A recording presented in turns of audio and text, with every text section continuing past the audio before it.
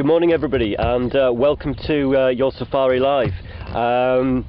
It's still a bit of a cold covered cloudy morning here in Djuma and Arathusa Game Reserves in South Africa. Just a quick recap on yesterday. We had a fantastic afternoon with those lions, hey?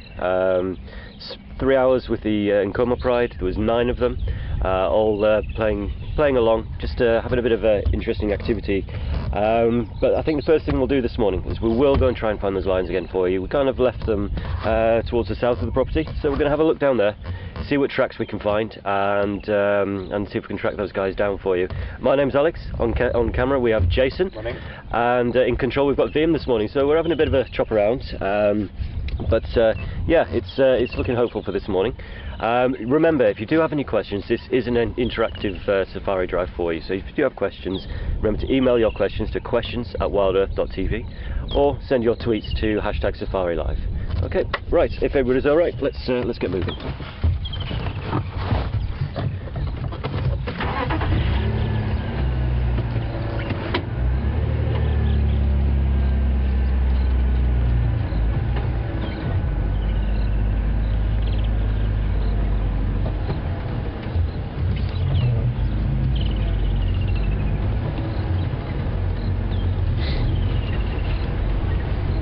No, we did have quite a lot of rain again last night, so it did wash quite a few of the tracks away.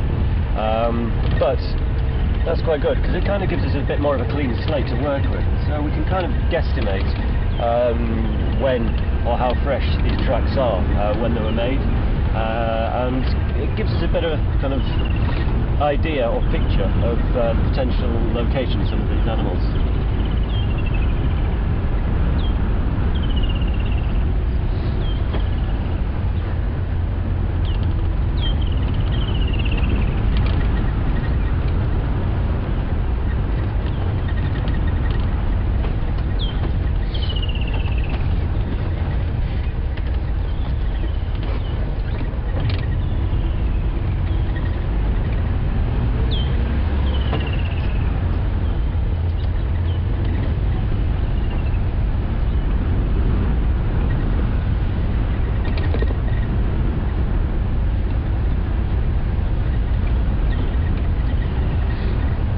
Definitely still a bit of a chill in the air today, so hopefully that will mean there's going to be a lot more action from the predators. They'll still be moving around because these guys don't generally tend to operate when the temperatures are too high. It's still nice and cool, meaning they'll hopefully still be quite active.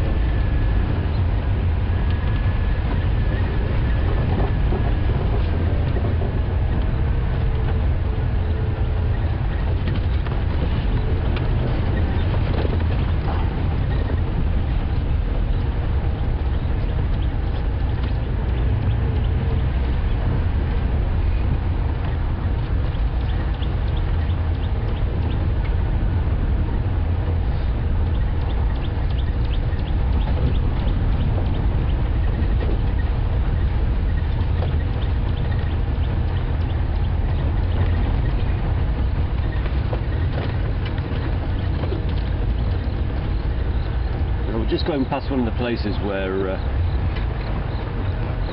Scott and Hayden have both previously found the quarantine now, so we'll just have a quick look in there, and it doesn't look like there's much activity down there. You never know, one day we might straight gold and see him there waiting for us pleasantly.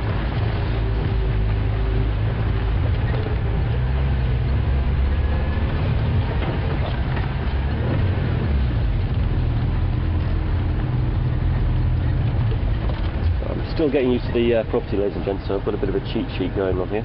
Just bear with me.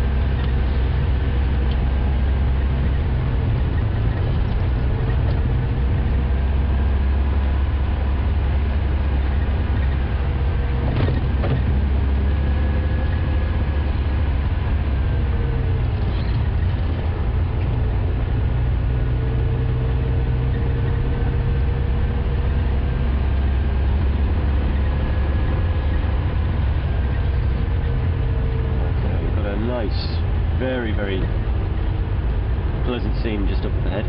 Actually, I'll stop here. Okay, just to our left, we've got a... trying to startle you guys, sorry. Got a nice little nursery herd of impala. So a lot of you may well have kind of experienced the drives over the last couple of weeks, where we've seen quite a lot of these guys when they've just been just newborns, obviously now a couple of weeks old, and it's actually quite astounding how much these guys actually grow and develop in such a short space of time.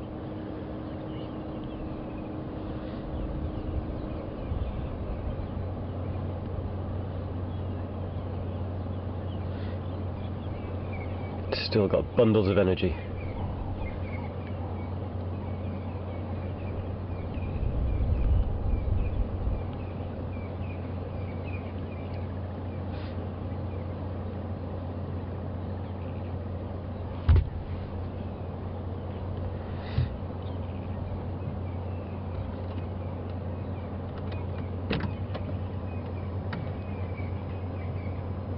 Just going to creep forward a little bit, not too much, just to cause these guys too much stress.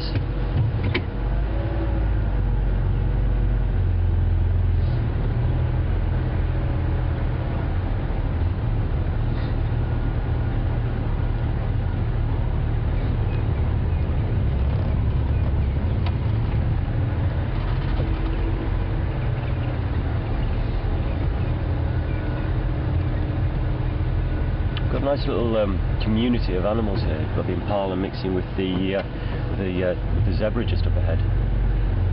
Now, these guys don't have any competition with each other, so just like to hang around. Obviously, safety in numbers and all that.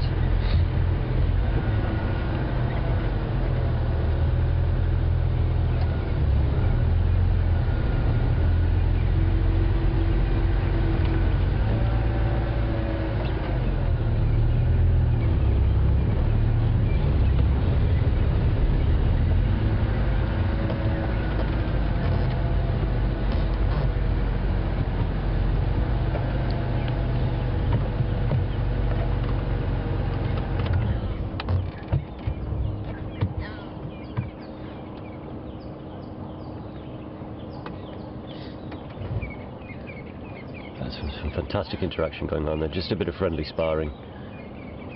These guys are probably maybe about 2 years old, maybe a tiny bit older, so they'll be coming into oh, here comes the big dominant male of the group to come and sort them out. Stop it, boys.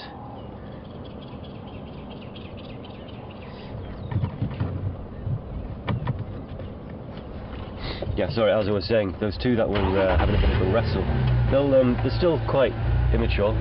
They'll probably start to compete for the females for the next breeding season.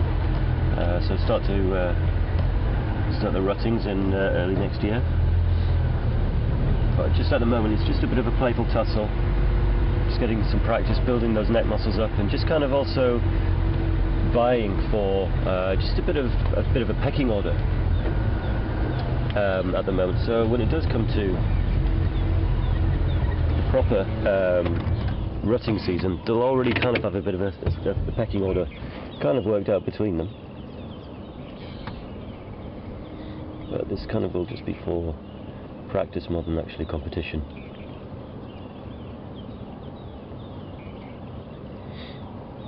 Now, I know they are one of the most common antelope in southern Africa, but these guys are one of my favourites. Just such a graceful, almost, dare I say, perfect antelope. Both browsers and grazers. So they've got quite a lot of options when it comes to feeding.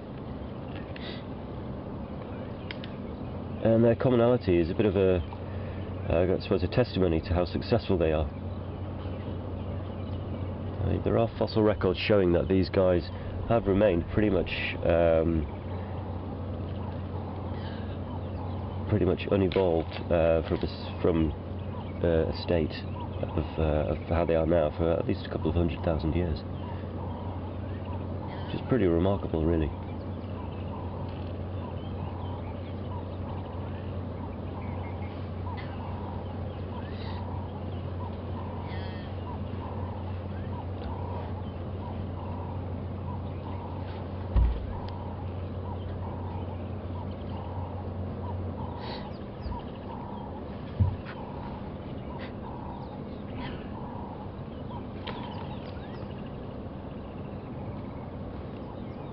There's a bit of a clash of horns just there, I don't know if you could hear it.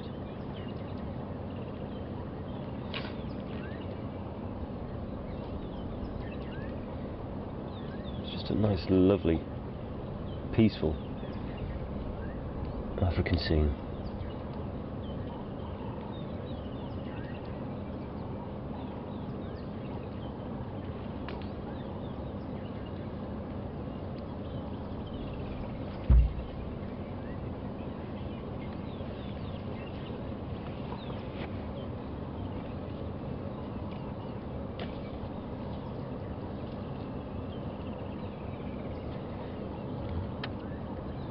Oh, something's caught their attention. What have you seen?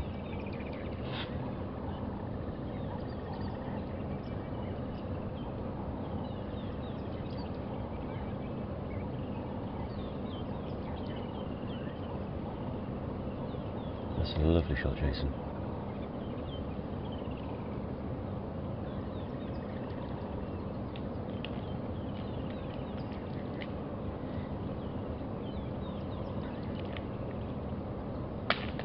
Ooh. They're getting quite feisty with their sparring antics.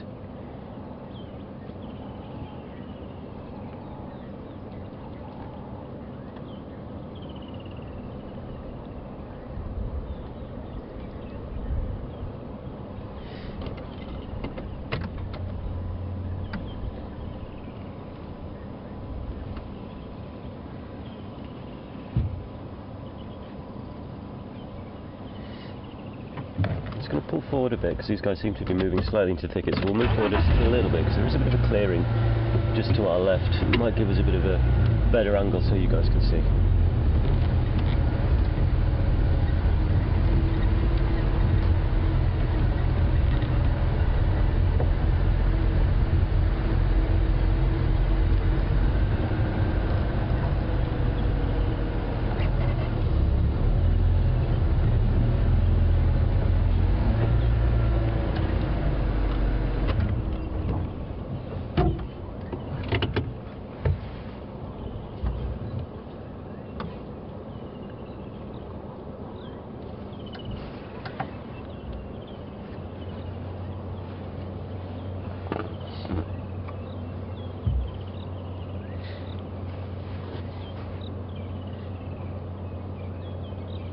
Now, you guys will see the dark stripes that run down the tail of the impala and also down the side of the well, the back of the legs.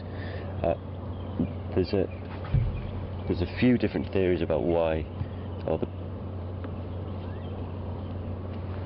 there's a few different theories about why these stripes are actually there. One such theory is that obviously dark colours attract heat more than light colours.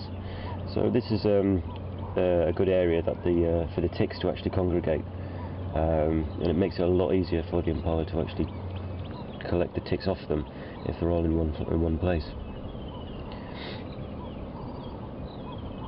And with the flicking of the tail as well, I mean, that could also indicate that it's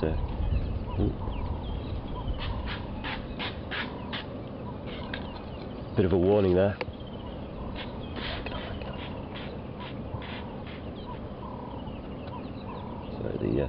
Looks like the dominant ram in the herd is telling a few of the younger ones off there, chasing them around.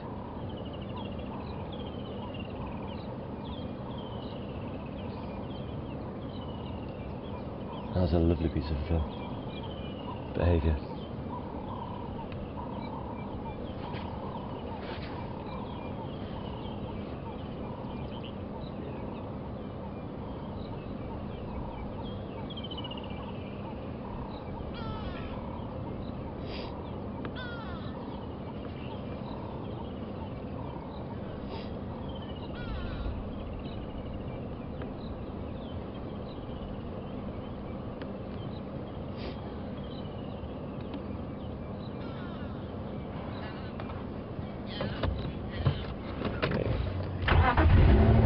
move on. We'll leave these guys to it.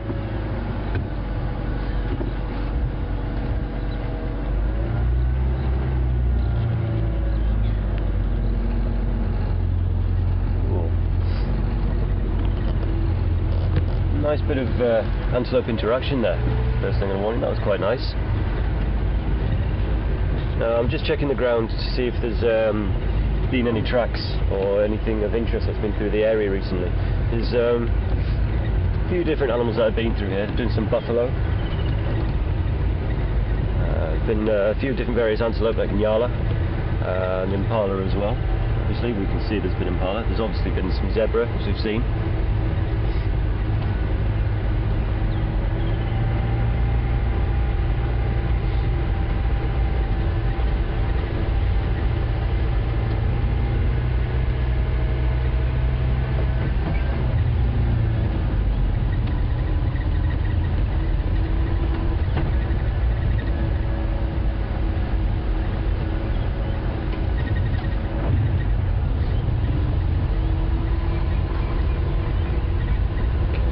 A question from Jane in Smithfield in Canada, asking whereabouts in Canada I came from and where I was born and how long I spent there. Well, Jane, I was born in Toronto, and strangely enough I used to live in a district of Toronto called York, which is quite a coincidence, seeing as eventually during my, well, I suppose later teenage years, I moved to York, so it's a bit of a funny coincidence that really, but used to, well, spent probably till I was about 6, maybe 7 years old in Toronto. I'm sure that the place has changed a heck of amount since I've been there. But one day, yeah, I would definitely like to go back, see how much has changed, go and see a Blue Jays game, maybe even go and see a Maple Leaf game as well, depending on the season. But yeah, it'd be very interesting to go back and see it. Maybe next year, we'll see. But, yeah, thank you for a question that brings back some happy memories. Thank you, Jane.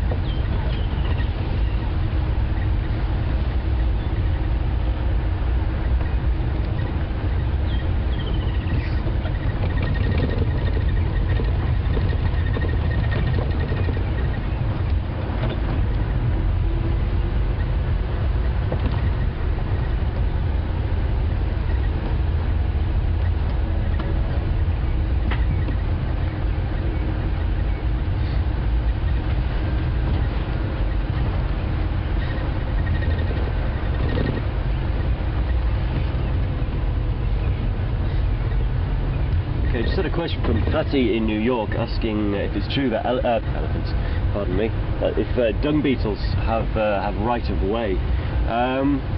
Yes, in a way they do. We try not to, well, as well, anybody that's traversing through these roads, we try to avoid piles or fresh piles of dung, or dung that looks like it would have any insect or any sort of activity in there. It's obviously looking after the little things. Ooh. Sorry, 1 second.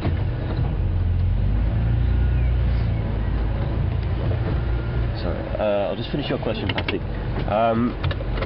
Yes, we do tend to avoid the piles of dung. It might not just be elephant, it might be buffalo or any other herbivores really, because the dung beetles will like to use these as food sources, and also to obviously roll their balls.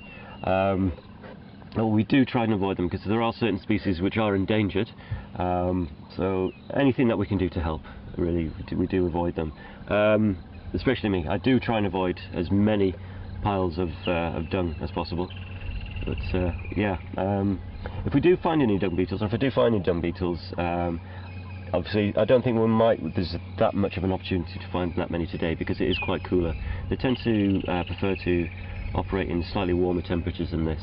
But if we do find some, I'll try and get one for you, so we can have a closer look at it for you. I've just seen some tracks, so if you just bear with me 2 seconds.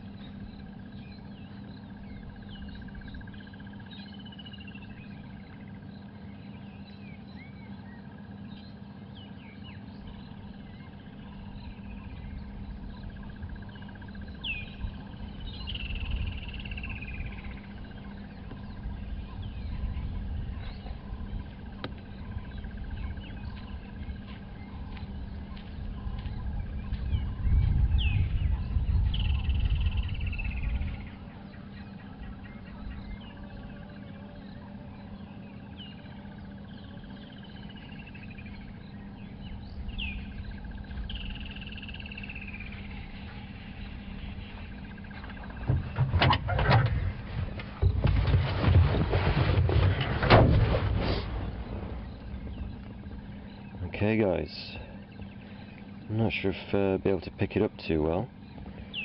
Let's have a bit of a zoom in on that.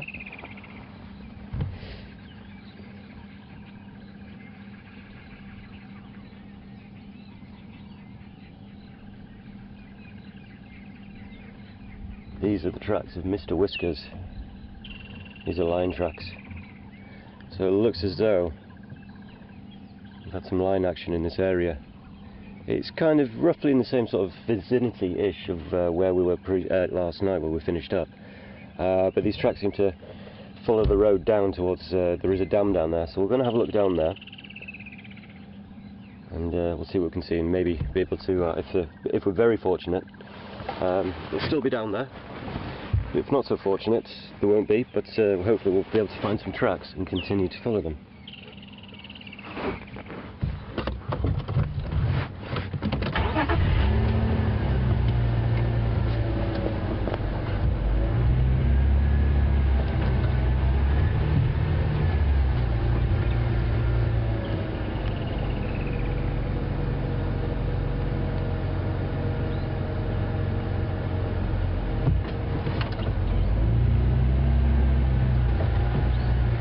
Had an interesting question from I think it was either Laney or Lenny in Arizona, asking, well, stating that there's elephants and lions in Asia, and there's obviously tigers in Asia as well. Lenny in Arizona. She's asking, why are there no tigers in Africa? That's a very good question. Sorry, there's tons of lion tracks around here, lots of activity. It's more probably to do with evolution and animals evolving to suit their environments more than anything. Lenny, sorry, I'll stop. I'll finish the question, then I'll continue looking. Yeah, it's more probably to do with evolution. And the way that animals will evolve to adapt to their surroundings, ensuring that they can best utilise their environment to their advantage. I mean, perhaps thousands or hundreds of thousands of years ago, perhaps there were tigers or a certain species of tiger in Africa. But tigers and lions, leopards, they're all kind of genetically related. They're all part of the greater cat family.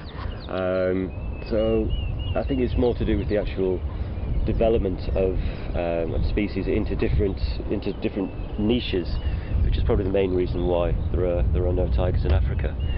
But getting back to these tracks, there is quite a lot of lion tracks toing and froing. So we're going to have a quick look around.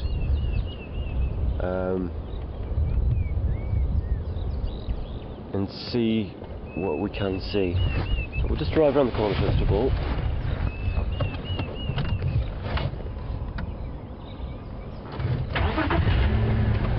Because the majority of the tracks were heading in this kind of direction.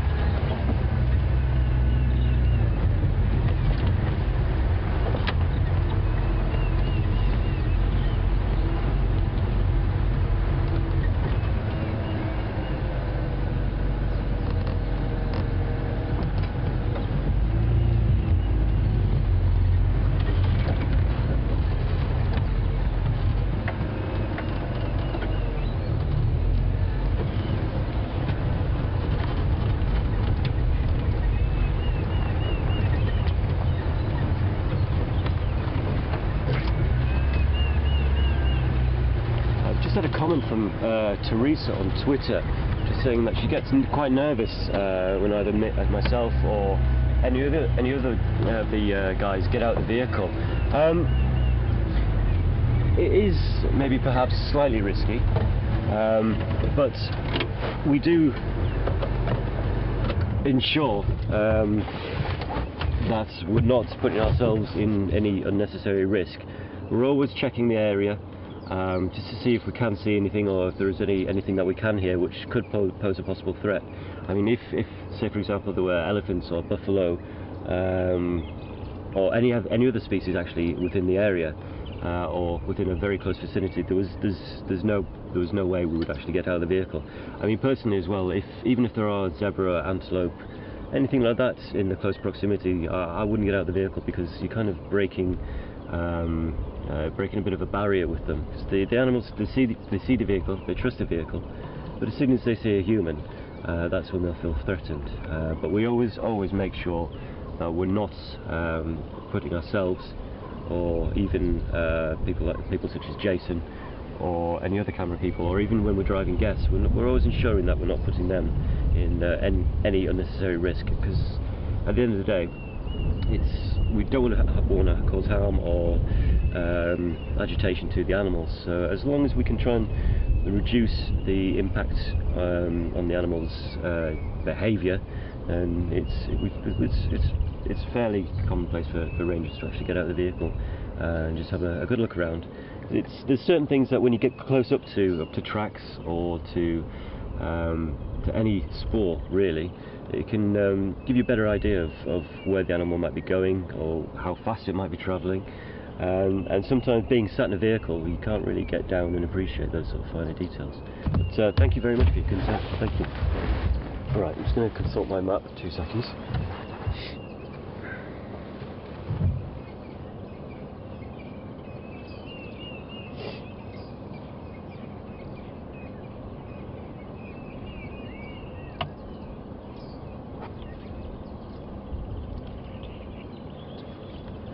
Okay. Alright, if you do have any comments or questions, feel free to email us at questions@wildearth.tv, or you can tweet us at #SafariLive.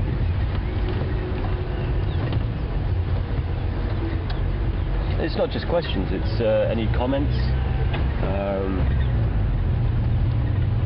If you want to share any experiences, if you've been to Southern Africa, or if you are wanting to come to Africa, why you would actually want to come to Africa. I mean, not particularly saying why would you, but just any reasons why this place would have such a draw to you.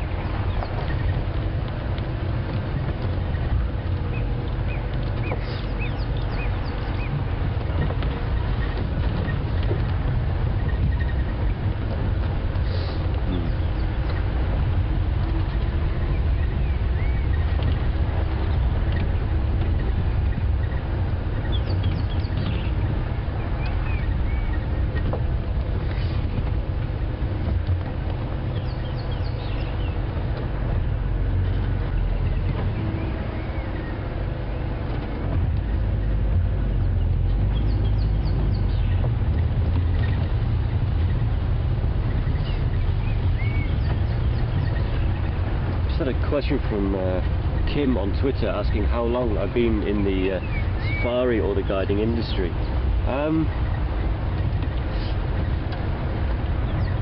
To be honest, not a huge amount of time. I mean, I've always been interested in wildlife, particularly kind of the African wildlife.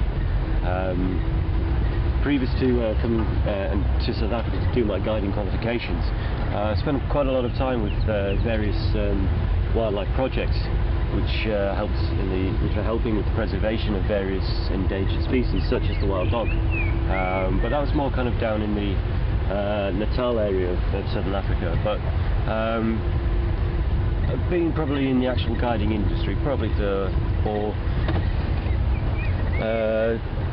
about a year maybe. Like that. I'm not as experienced as Scott or Peter, or definitely nowhere near as experienced as Mark. But yeah, I'm learning a tremendous amount from those guys, and it's just an absolute pleasure to work with them. Let's look and sort my map. Pretty much know where I am, but I'm just wanting to double check, because I don't really want to go on too much of a wild goose chase. Yeah, right.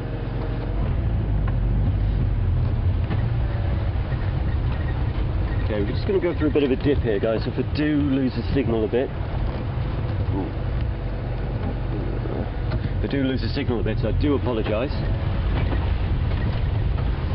We'll try and get through as smoothly and as quickly as we can.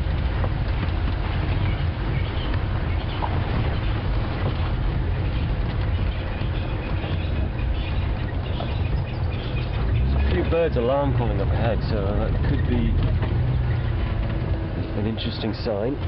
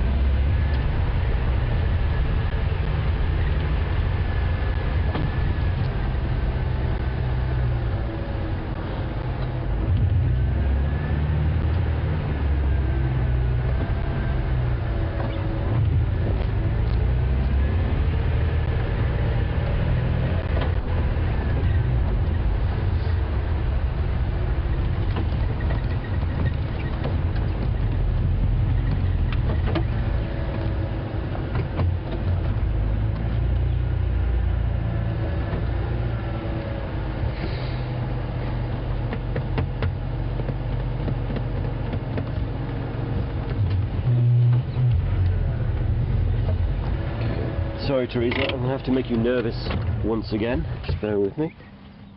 I'm just going to unplug it this time, might be a little bit easier.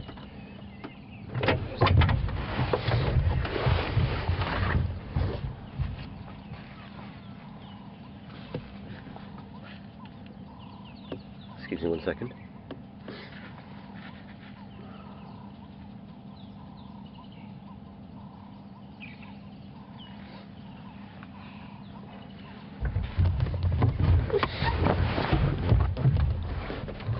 Just taking some photos of tracks for you, because potentially if we get a nice enough collection, I'm going to do a bit of a test to see if you guys are paying attention. Well, not really a test, that makes it sound a bit formal. More of a light-hearted quiz, look at that one.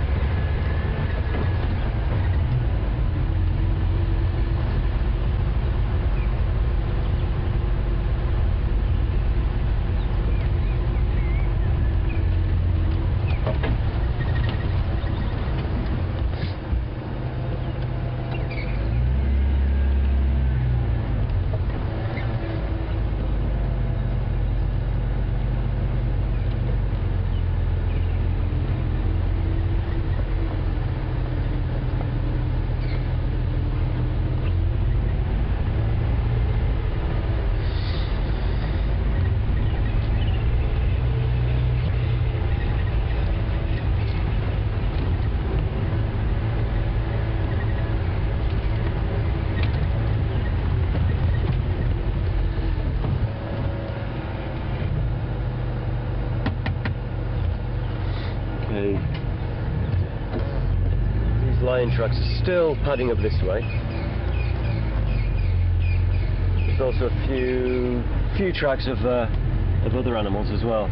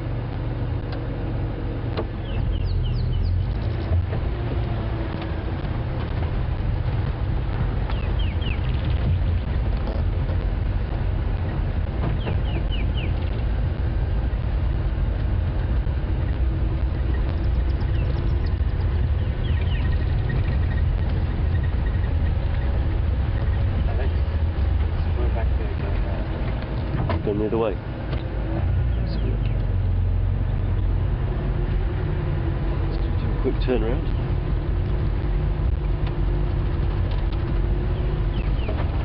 Well spotted.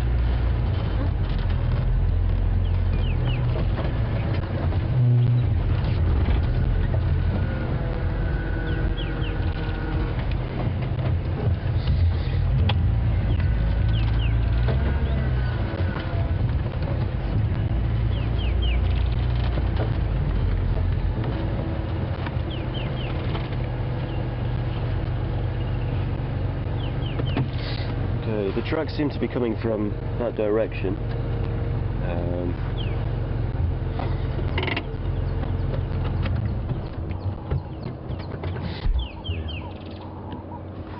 I'm just going to pop out for 2 seconds. I'm just going to give you a size comparison.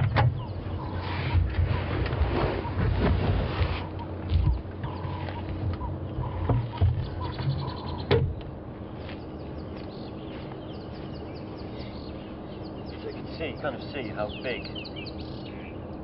these paw prints are in comparison to my hand. Not saying that I've got small hands, but these are some pretty big prints.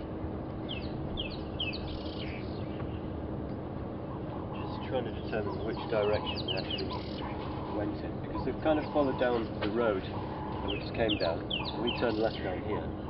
So it looks as though possibly some of the pride came out through the bushes this way.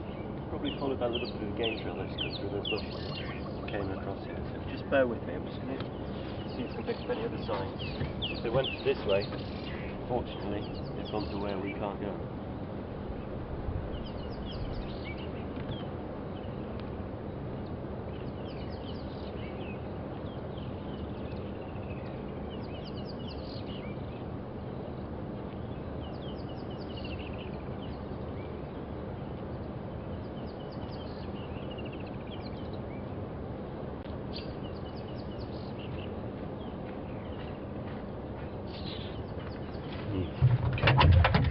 We'll head down the direction I'm pointing.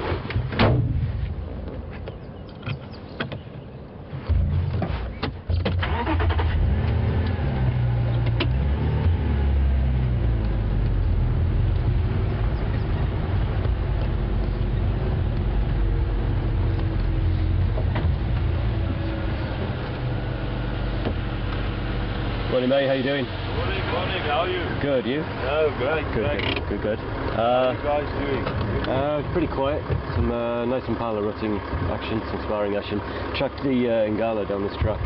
Oh, but I'm still looking for them. yeah, no, there's not much happening in the west either. Okay. Yeah, everything is here in the east this morning. Yeah, I'm probably going to just do up to the dam and then cut back down. Okay. Okay, sure. Okay, Good luck, guys. Enjoy your drive.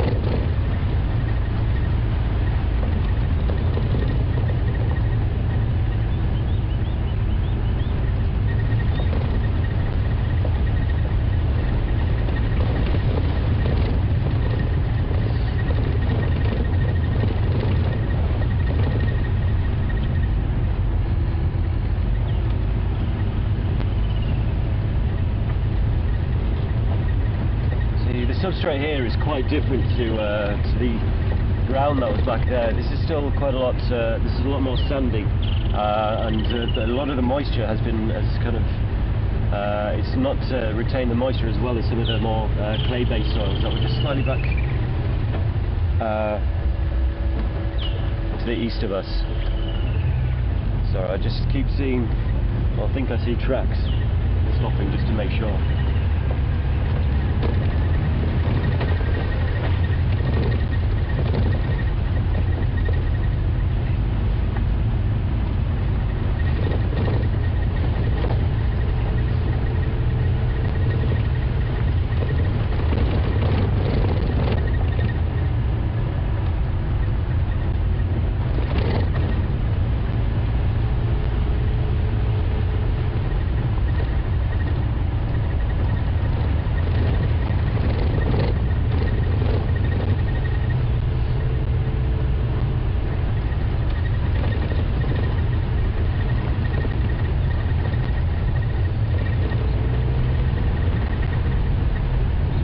to spit a few drops of rain. So keep your fingers crossed, guys, that that's interesting. Keep your fingers crossed that the rain does hold off.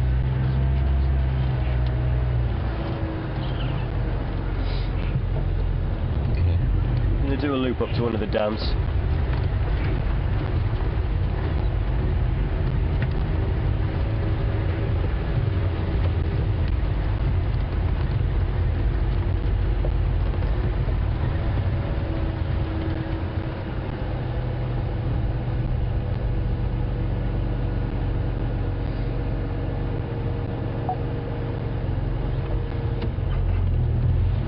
An interesting comment from Maria. She's never seen a pangolin and never seen a honey badger. Sorry, just checking in here to see if there is any sign of anything. Always worth checking into the little nooks and crannies. Yeah, sorry.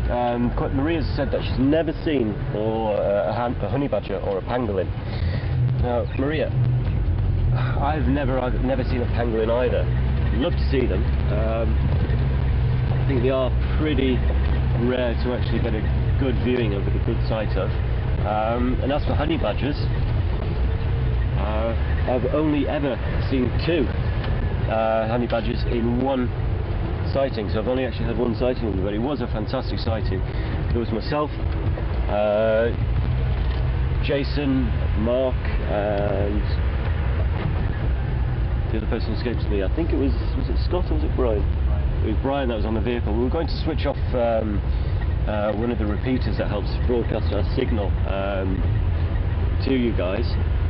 Just as we pulled off the track from that back onto another track which takes us onto the main cut line through the property, we saw 2 sub-adult honey badgers running out of the thickets and started running down the track ahead of us, and then they kind of refused to move off the track, and we ended up following them for about 150 metres or so. Fantastic little creatures, just kind of scampering around and scurrying down the track following each other. It was really lovely to see, really lovely.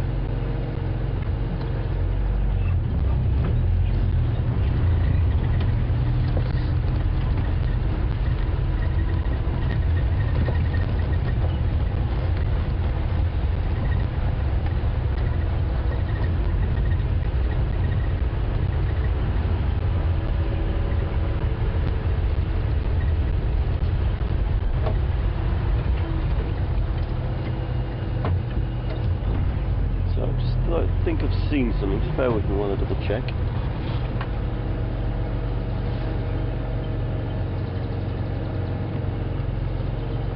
Oh, cool. Just bear with me 2 seconds, I'm just going to try and ID this bird for you guys.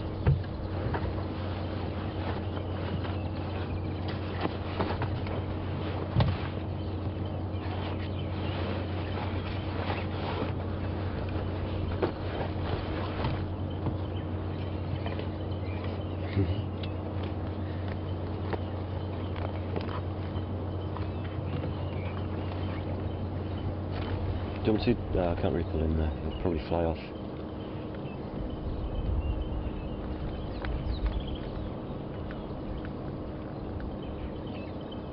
Still got a visual of him, Jason? Yeah. Okay, Cool. Questions. Typical.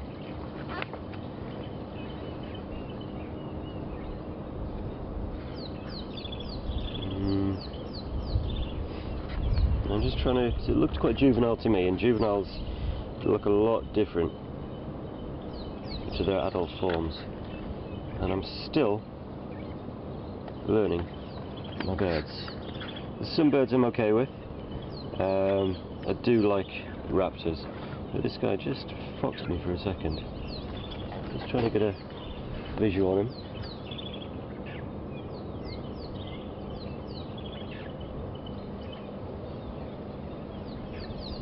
Very pretty though.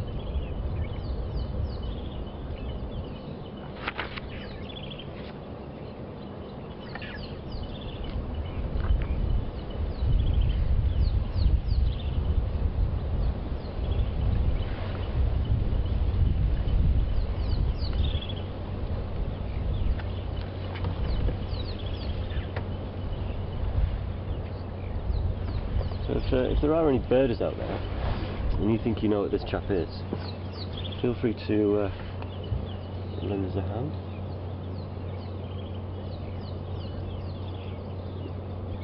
Send your answers to #SafariLive or questions@wildearth.tv.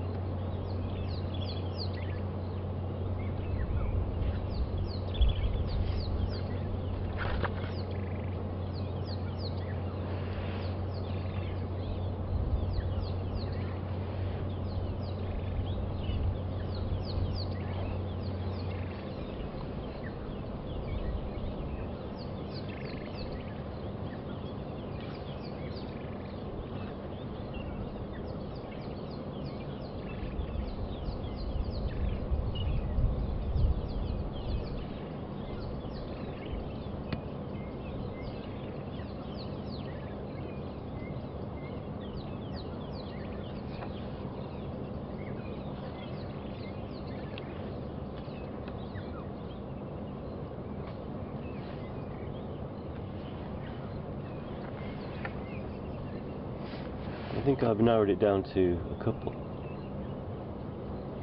but if you guys have got a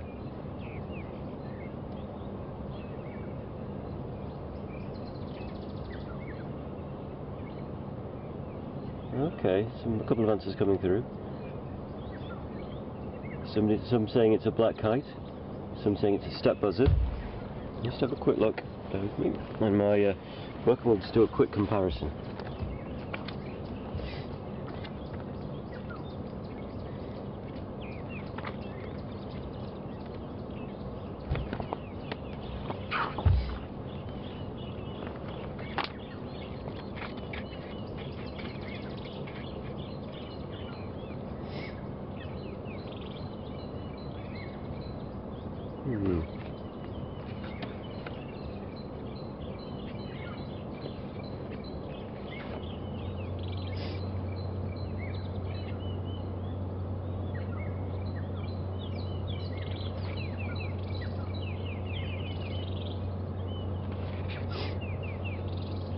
Okay. Now, black kite juvenile. Let's have a quick look. See, I'm using a book here. I haven't got the apses yet. Okay, this is the black kite in the juvenile state,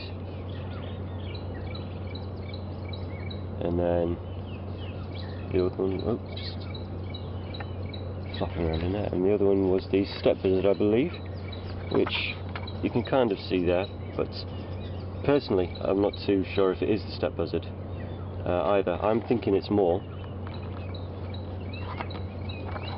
this chap here, jackal buzzard. Now correct me if I'm wrong, but that's my guesstimation just there. But thank you very much for your input. Thank you, much appreciated. Okay, we'll just put, he's just kind of dipped into the wallow a little bit there. I'll just pull forward, might be able to get a little glance of him again, and then we'll continue to our planned destination. There we go. I think that's him.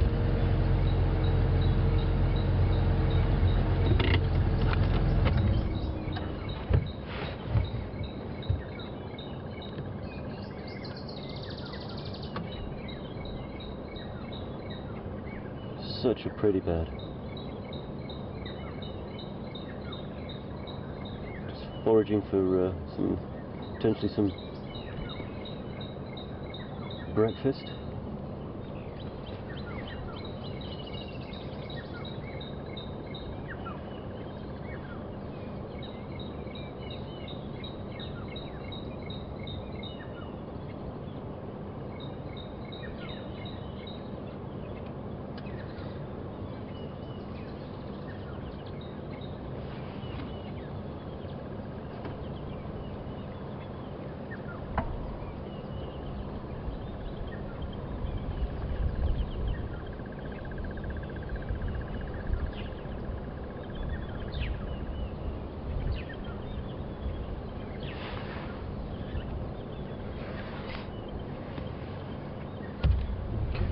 Leave this guy to continue his foraging mission, and we'll make our way to one of the dams, see if there's any action there, and then after that I think we'll kind of head in an easterly direction. That chap we were talking to said there was quite a lot of action in the east, so that's where we shall go.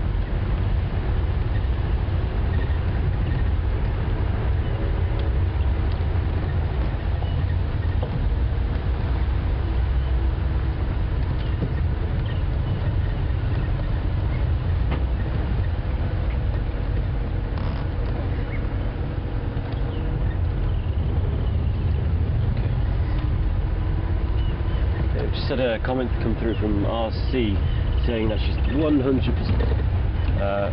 Okay, a couple of people now have actually confirmed. They say it's a steppe buzzard, which is great, and it just shows that I'm definitely still on a learning curve. Still learning my birds, but with the help of you guys, we can pinpoint these species, and I can become more proficient. So thank you very much for your assistance there, guys. Much appreciated, very much appreciated.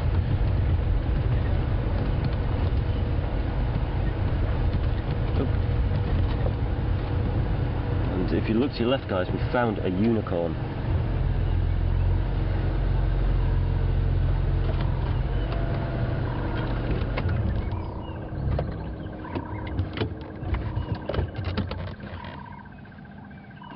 See, they do exist. Obviously, I'm joking. It's just an impala who's lost one of his horns, probably due to sparring more than actual rutting, because he does look still quite young.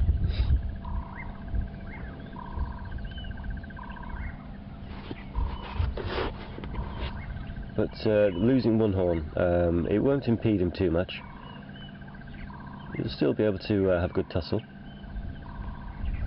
Obviously, maybe not to some sort of degree as some of the other adults with larger two horns, but it could also give him a slight advantage, because he'll be able to manoeuvre his head slightly a bit more, get into a few different angles that the guys with two horns might not be able to get to. It just depends on how he uses his horn. There's a nice bachelor herd going on here. There's a chap just in the background in the left, who's probably about a year old or so, and there's a larger male just behind this bush. If I creep forward a little bit, apologise if I startle these guys off. This also gives a bit of a comparison to the horns and how trees in the way. Come on, mate, you don't really know. nothing to worry about. There we go. Possibly just a little bit forward. There we go. Okay. Now, if the young chap in the background walks into the picture as well, that would make a prime example.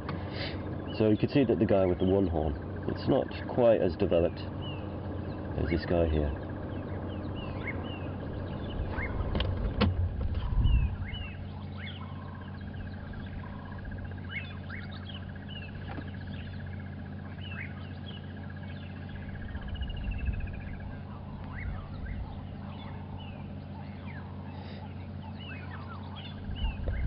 I've just had a question from Felix in Daytona, Florida, asking what the horns are made out of.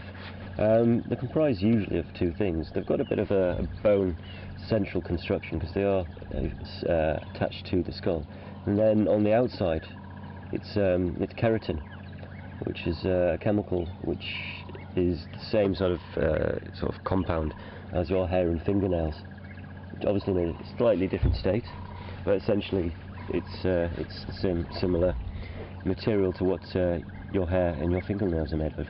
And interestingly enough, the hooves of impala and pretty much any other ungulate, they're also made of keratin. So it's all pretty much the same sort of thing. Okay, these guys have mooched off, and so shall we.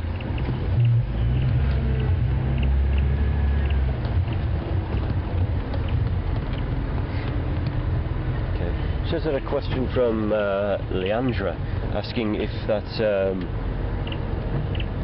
impala's horn will grow back. No, it won't, unfortunately. Once they lose their horns, whether they're lost through fighting or just damaged, they won't grow back. Unlike the smell something.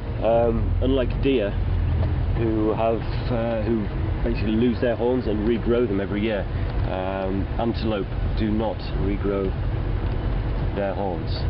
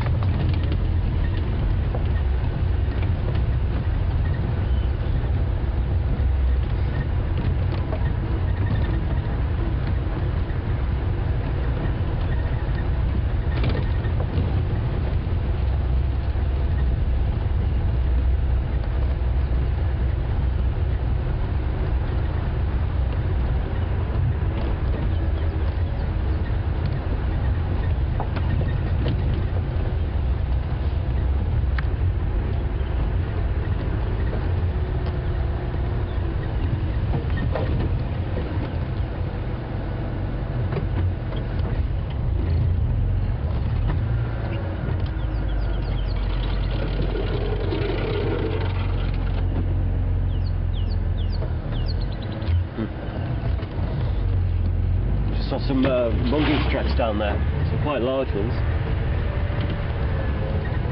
So it could be the white-tailed mongoose. There could be a couple of white-tailed mongoose in this vicinity. I know you guys have had the pleasure of viewing the dwarf mongoose.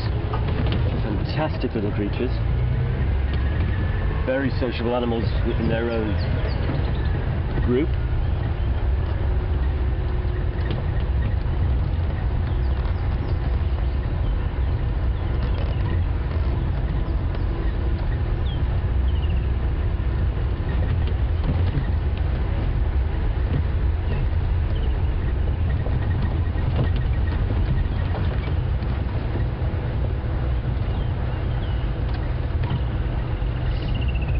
Always worth checking at the dams to see if there's anything of interest.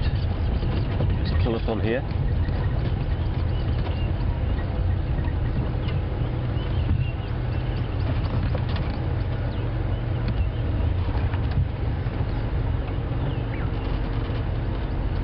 Lots of Ellie activity around here recently.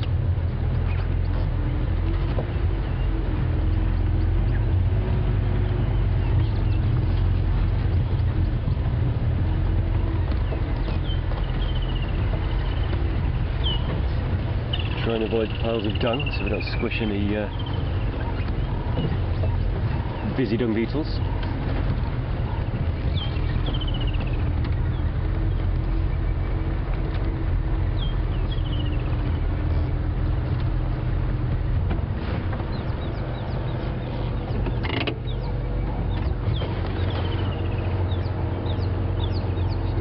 Stop and a quick look through my binoculars, always worth, and just having a quick scout, seeing if there's anything just in the fringes of the vegetation.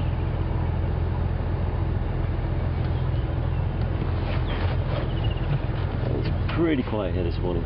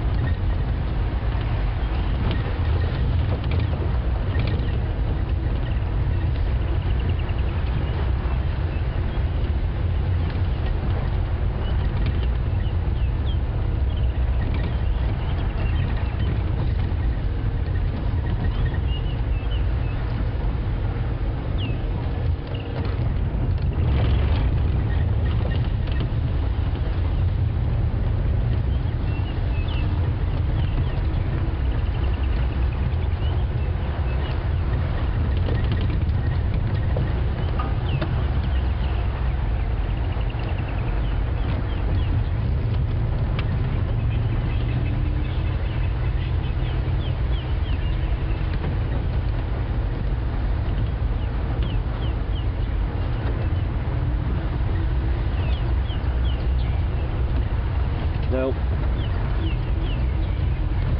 we left those lines yesterday in kind of like the southerly portion of the Juma Twitty.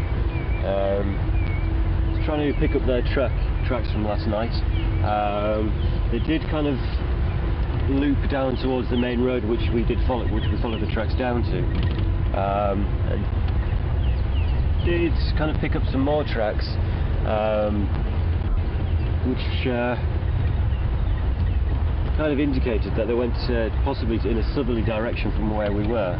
But then further along that road, before we cut back into the thicker stuff, there were some more tracks. There's talk from the rangers of potentially finding them in the east.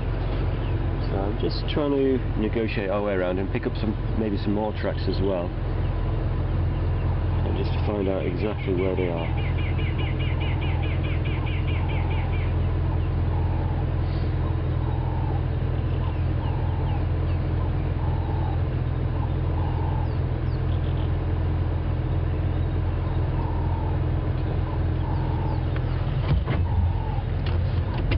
My trusty map.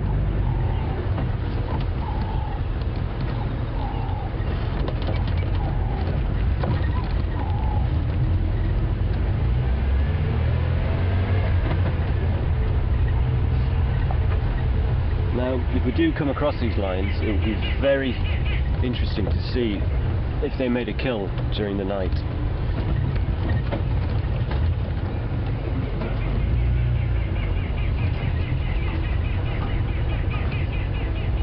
They were being very active and quite boisterous.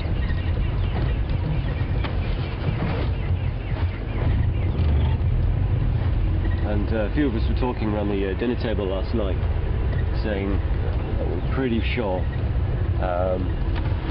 they would try to make a kill at some point during the night, or if not, this morning. If they have made a kill, obviously depending on the size of the animal that they took down, because there were a lot of mouths to feed, they should still be in the local vicinity. Now, fingers crossed that if they did make a kill, without sounding too harsh towards the prey species, that it was in an area that we can access. Just like to follow up on these guys and just keep an eye on them, because we do know the Birmingham boys aren't a million miles away, and if there was any interaction, it would be extremely interesting to watch.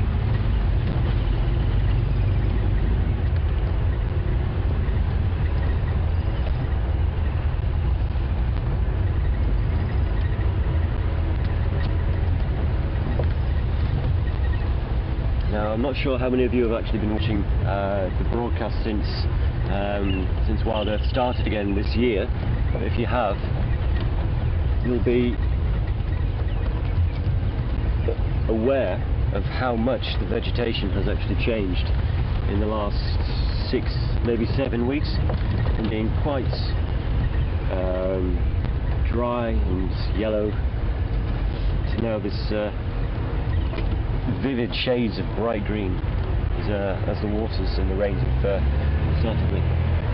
It's just a remarkable transformation.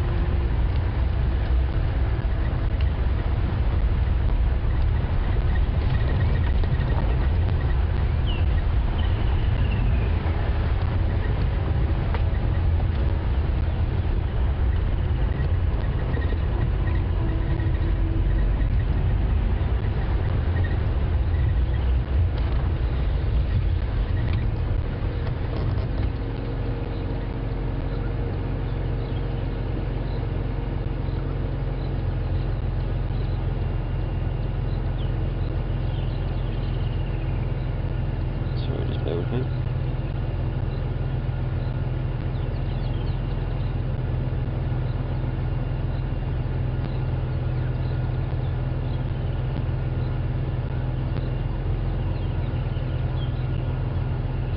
I think we'll go left.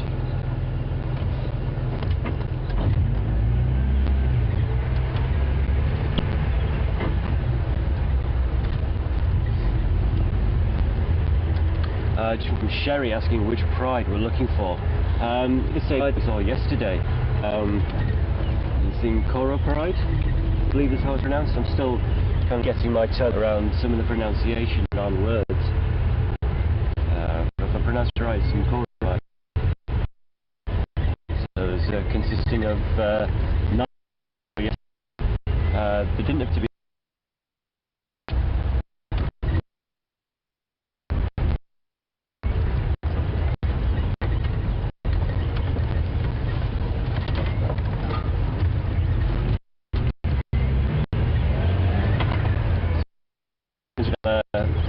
Losing signal a bit, so I'm just going to try and get safer for signal purposes. Came back to your that we're looking for. 9 pride yesterday. 2 younger between 3 and 5 months old. Some younger females.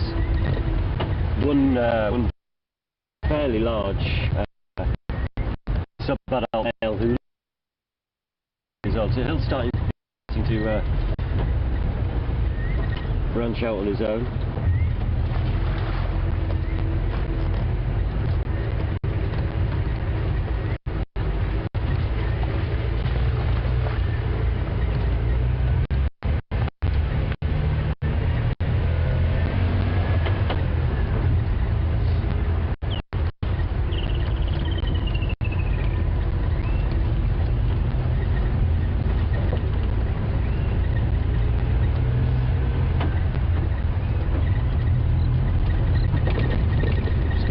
To a dip, so I'm just going to try and get through it as quickly as possible, so that signal could be a bit on the ropey side through here.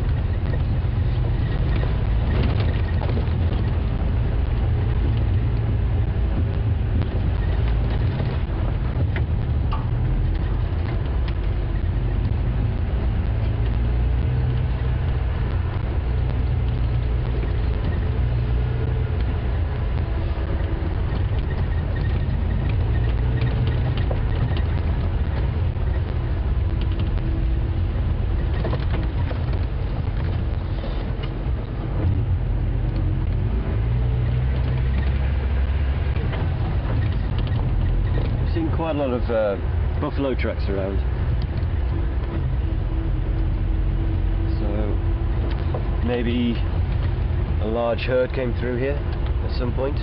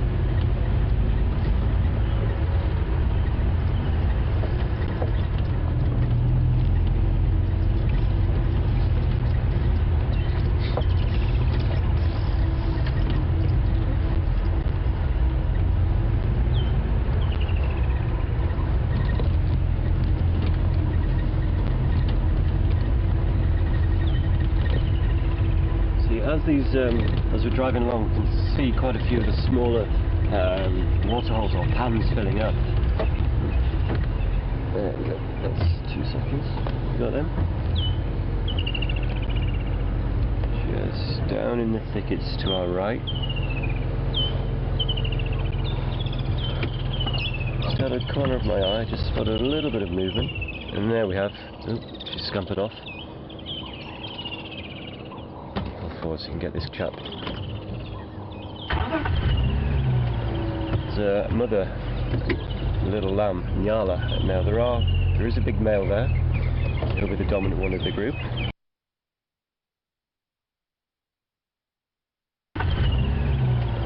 It's a mother little lamb, nyala. Now there is a big male there.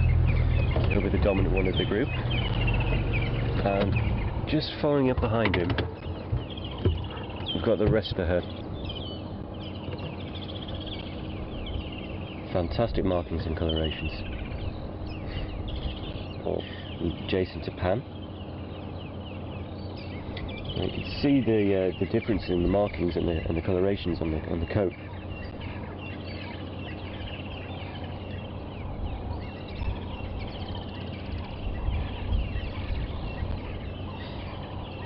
Well, the males do still retain that kind of almost rusty, gingery coloration on the lower halves of their legs. So it's almost like they're wearing a pair of socks or stockings.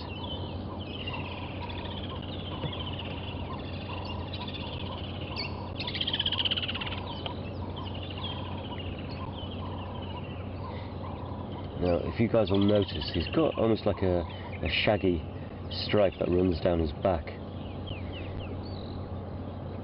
Yeah, that's a nice viewing of it. Now what he'll do when he's competing with other males, just go pull forward a bit so Jason can view the rest of the herd. Just a tiny bit, and then they all should start walking through the picture. There we go. There's a younger male. He's starting to lose his coloration that he had when he was younger. The lambs and the females all have a very similar coloration, and as the adults start to grow and reach adulthood and start to mature, they'll lose the rusty tan colour and develop this sort of like grey coloration, and obviously start to grow their horns as well. Now you do get occasionally the odd genetic morph of a male nyala who will obviously he'll grow his long almost ZZ top kind of throat beard going on there. He'll continue. He'll get his long stripe of fur or hair along his spine, but he'll retain his red colour, and they're pretty nice to see. I've only seen a couple myself, but they make for an interesting Interesting specimen. But as I was saying, you can just see the hair, or the long hair, developing along the ridge of this chap's back. And what these guys will do, rather than actual fighting, because these guys aren't too up on the old physical confrontation when it comes to vying for their females. What they'll do is they'll puff up the hair, so it's the hair on the back, and they'll kind of use the throat, manage to kind of fluff out the hair on the throat as well, and kind of perform this kind of odd, jerky strut past each other. So they walk parallel past each other, and they kind of size each other up, kind of flexing the muscles a little bit, and it's just a bit of a size comparison. And usually it's the larger one that wins that particular face-off. But if there's a bit of a discrepancy in the comparison of sizes, and they think, oh well, we're about the same size, that's when it'll start to come to fisticuffs, where they'll start to show a bit of aggression towards each other and lock horns for a little bit. But if you guys ever get to watch the piloerection, as it's called, where they get the hair to stand up and they'll strut past each other, it's quite comical to see. It's quite impressive. I always like the nose band on these guys. Kind of reminds me of I don't know why, but kind of a bit like Native Americans. I don't know why.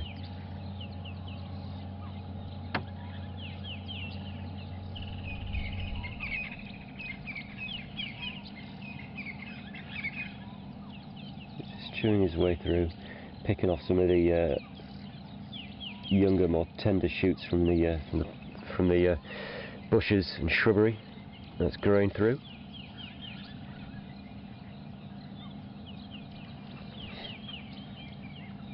And those ears are perfectly designed to pick up any sound.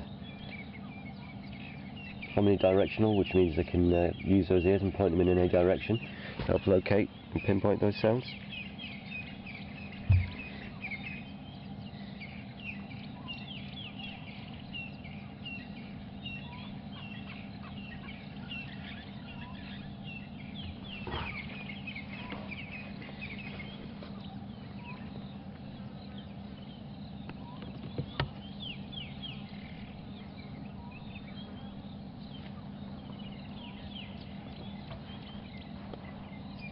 And there's a good example of, oh, wow, how sweet are you, so precious.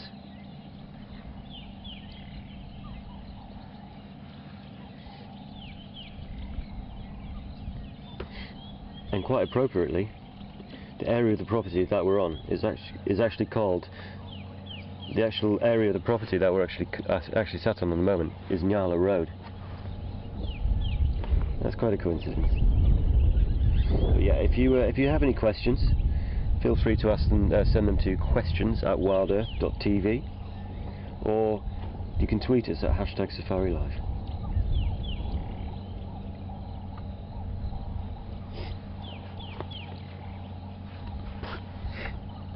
There's a good example of the stages, or the differences between a fully grown male and a sub-adult male there. You've got the sub-adult in the foreground, and you've got a nicely sized bull in the background.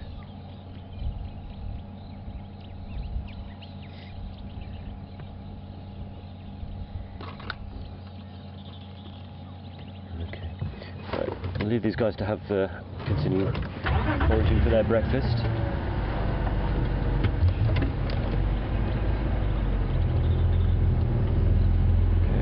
Day.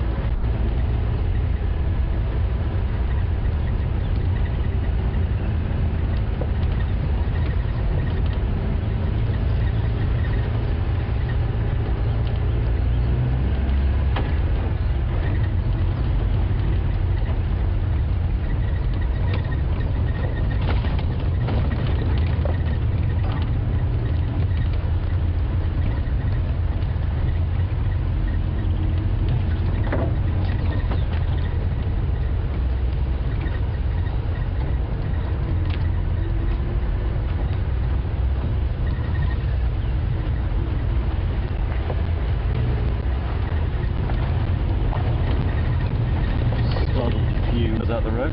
All these guys.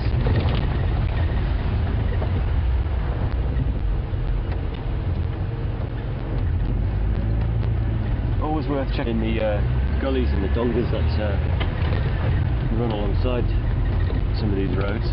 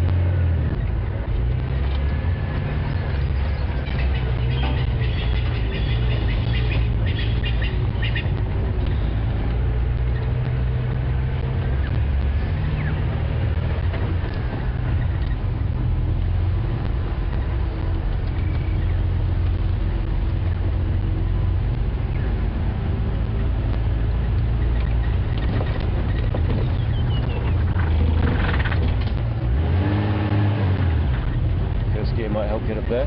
Got some nice sized giraffe tracks down there as well. There's quite a lot of activity in these, so we'll try and find it.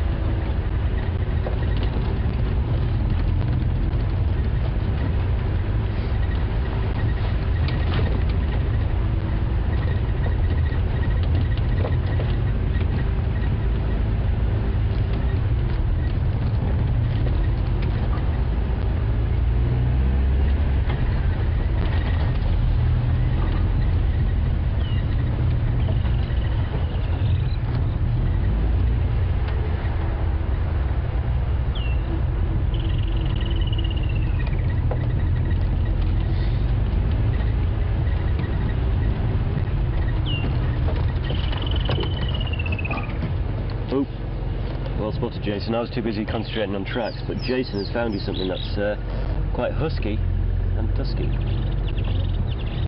There we go.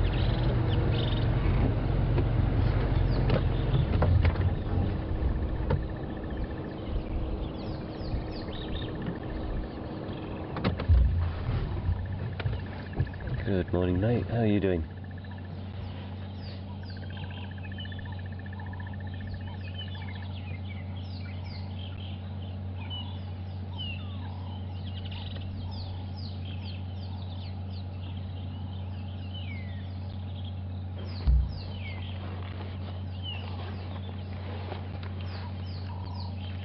I'm just going to take a few pictures, so if you hear a camera going off, it's just me.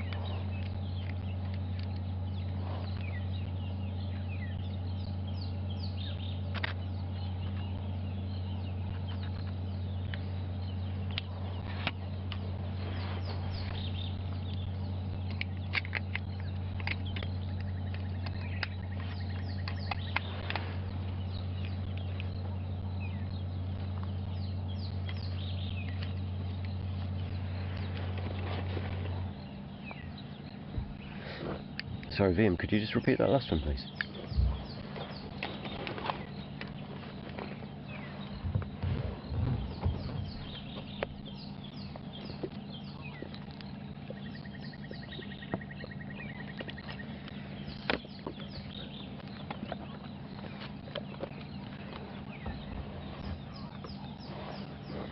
Oh, okay. No, I wasn't texting. I was just checking my map, just to make sure of our location. So there's a few comments coming through saying I was texting and driving. It's not the case at all. So I do apologise if it did seem like that. I was checking a map to make sure of our location.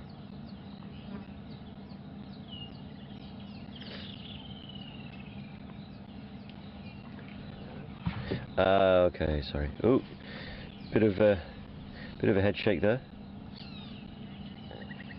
It's okay, mate. We're just here to watch.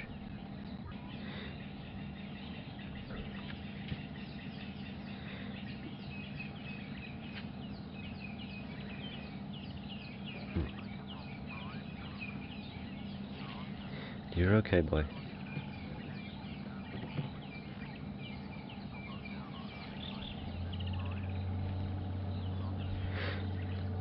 Hello, Brian in Toronto. Hope you're having a good morning, enjoying this drive. Brian's asking if we carry a gun in the vehicle in case of emergencies or if we break down. No, Brian, we don't carry a gun or a rifle. We do have quite a good radio network and communication going with control, so if we do break down or we do come into difficulties, then we can always radio our location to control, and we can hopefully get somebody to come out, and if we can't manage to get the vehicle started and back to control, then hopefully somebody will be able to come out and get us to a place where we can get the vehicle going. Actually, there's a few more elephants as well. If Jason just pans behind this one, just up there, there's a few more just coming through. Now this will be interesting to see if it was the same breeding herd that Mark saw the other day, with the temperamental male who was throwing his weight around a little bit.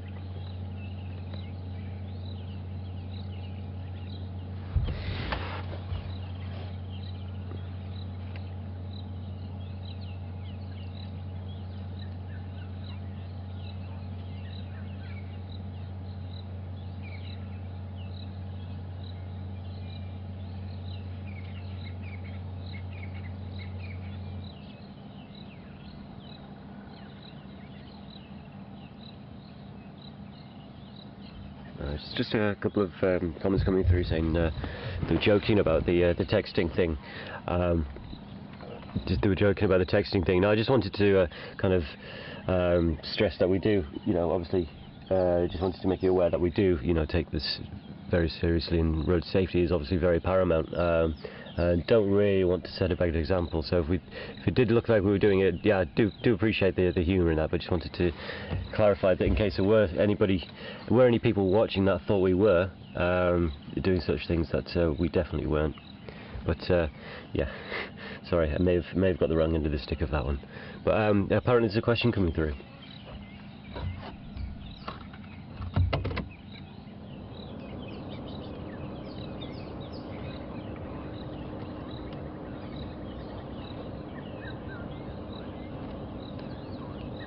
Okay, just had a question through from Doris asking what kind of leaves is this elephant eating. He's eating a mixture, really. He's kind of just determining what his palate fancies at the moment. There's a few different species of trees around. Let's have a quick look. I can't tell from such a distance.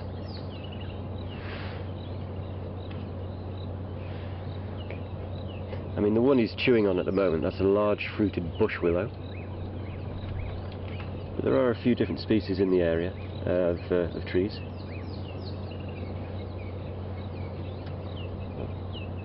I'm not too sure where the rest of this herd is going. I think they might come out just a bit ahead, so I'm just going to edge a little bit forward, obviously not getting too close to this chap here.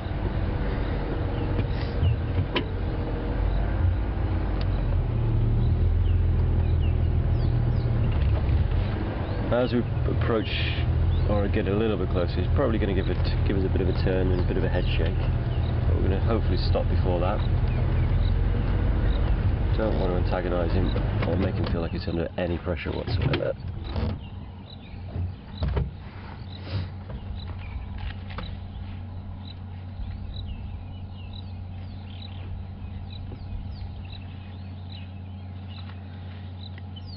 I think he's quite enjoying that.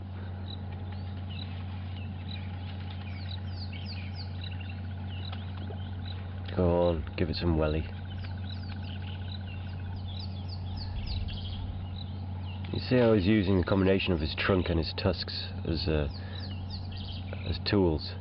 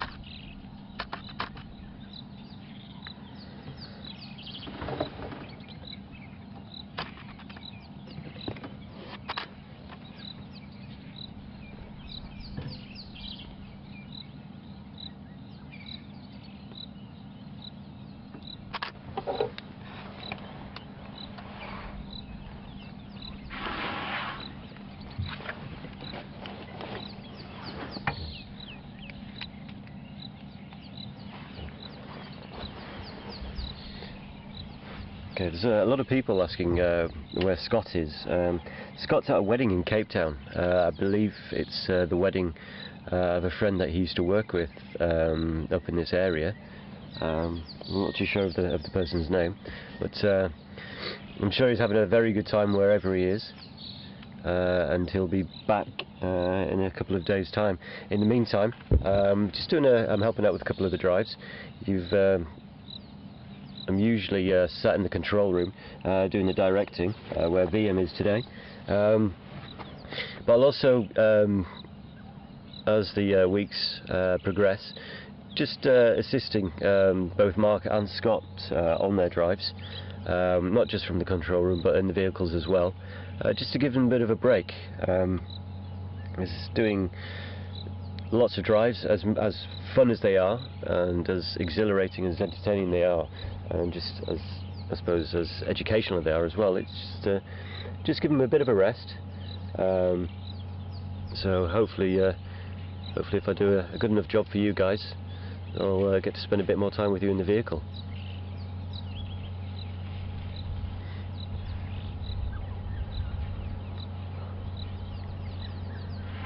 Oof.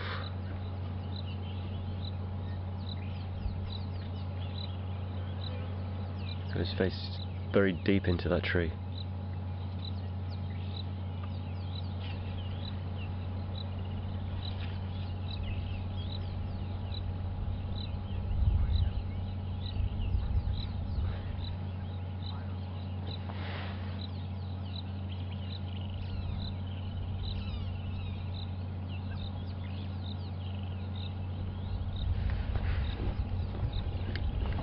Sorry Vim, you just broke up halfway through that question.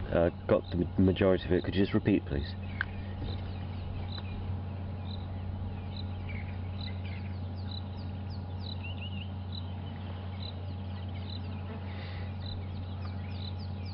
Okay. Do Ellies eat certain plants for their medical value, medicinal value?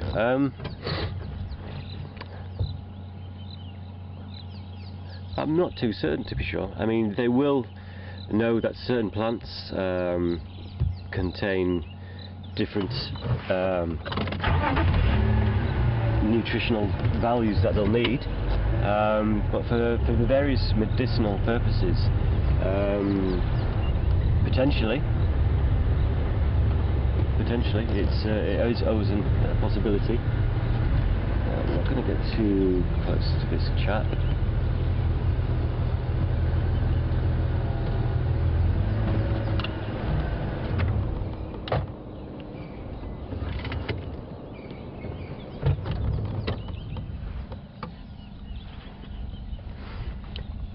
where the rest of your herd has gone, mate.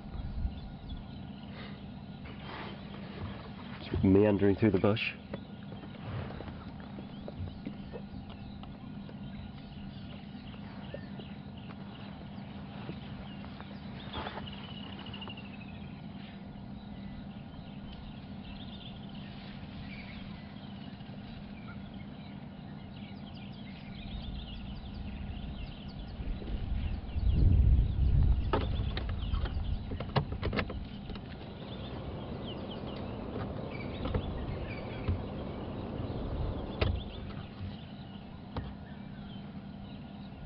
I'm just going to try and change the angle for you, because as nice as the back end of an elephant is, I'm sure the front end is slightly more appealing. Just do this cautiously, carefully and just gently. Hopefully we won't get too much of an aggressive response from this chap, because that's the last thing we want to do. And we've kind of let him cross the road a bit. I'm just giving him his space.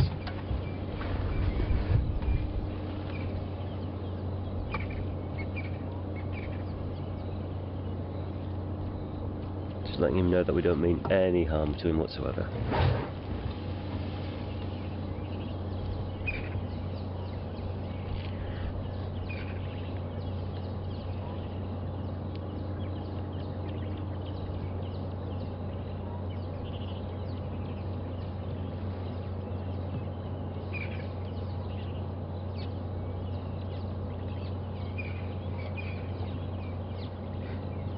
You can see that she's, this Ellie's kind of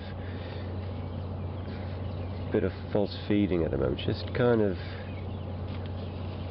keeping a bit of an eye on us, just making sure that we're no threat. Just picking up a little bit of grass, but not eating with any vigour, but just kind of tentatively putting it in the mouth.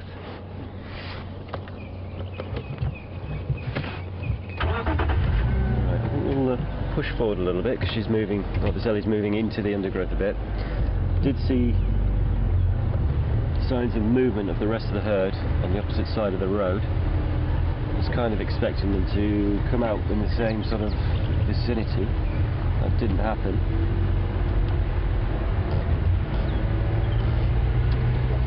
Move forward a little bit. We might be fortunate enough to see them a bit.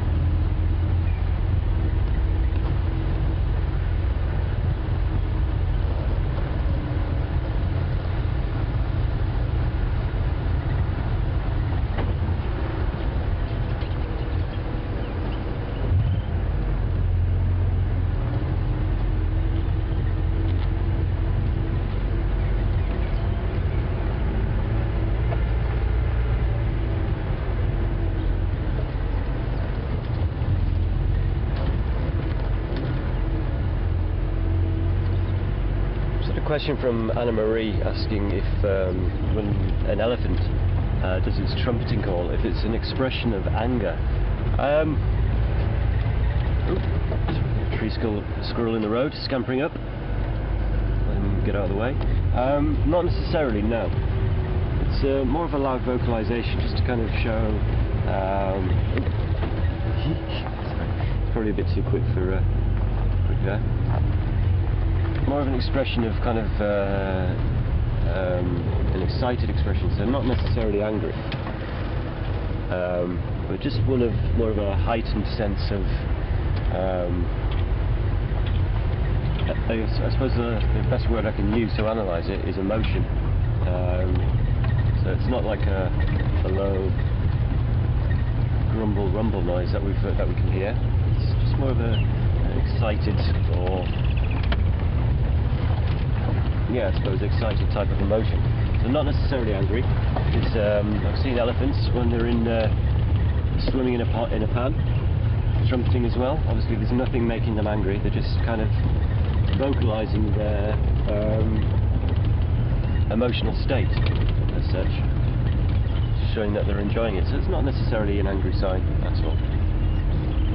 Quite an interesting question that. Elephant vocalisations. Very, very interesting subject. Now, apologies, I'm not going to be texting, I promise. Just double checking the location.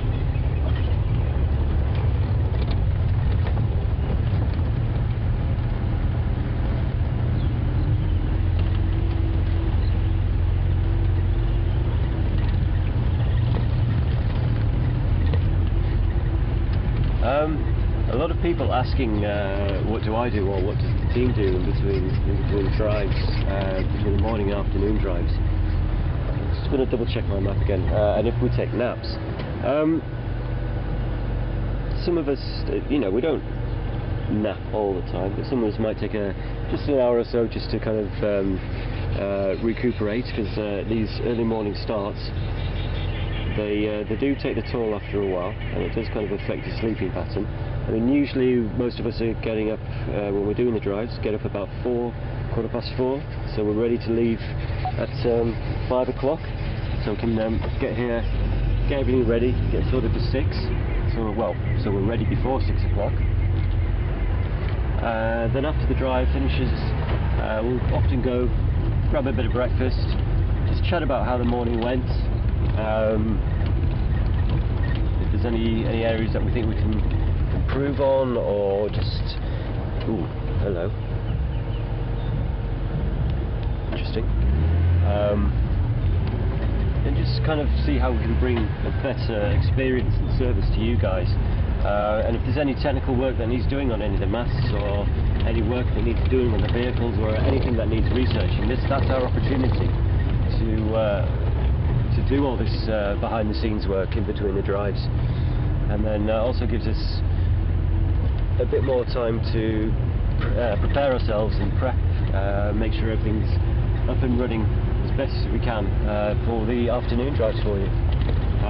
Then after that, the afternoon drive finishes about 7 o'clock. Ooh, sorry. After the sunset drive finishes, that's when we've got to pack up quite quickly, make sure everything's securely put away, and then we've got to get back to our base camp before a curfew time is enforced. But getting back to the question, I did digress a little bit. In between drives, we usually spent making sure everything's up and running, just making sure everything in the camp is okay, making sure the vehicles are fine, and just kind of researching any topics or questions or anything that we're kind of unsure of. Obviously the cameramen have got a lot of work to do, cleaning the cameras, making everything's fine on their side, so there is quite a lot of work still to be done post and pre-drive. But we do like to try and sneak a nap in every now and then as well.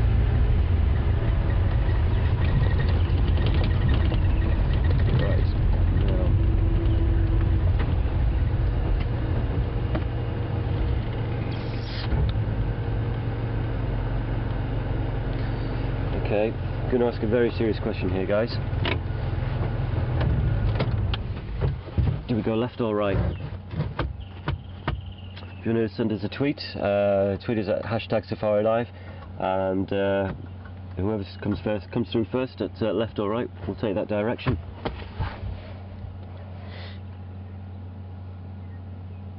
Unfortunately, we can't go straight on at the moment, which is a shame, but we'll take either a left or a right.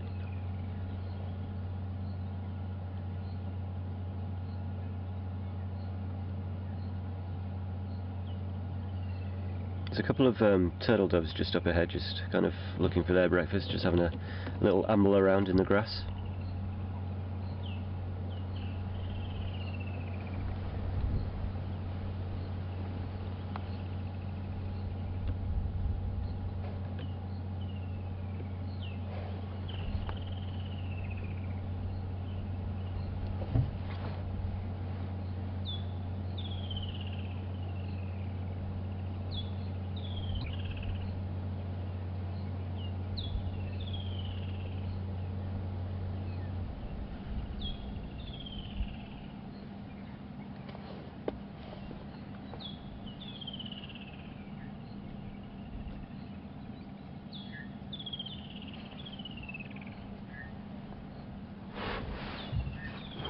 Okay, who's that from?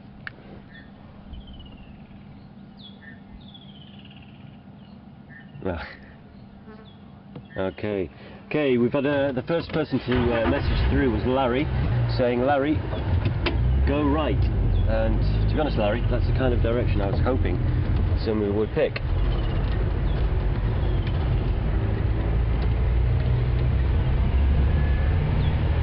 I thought I'd be a bit polite and see which direction you guys wanted to go in.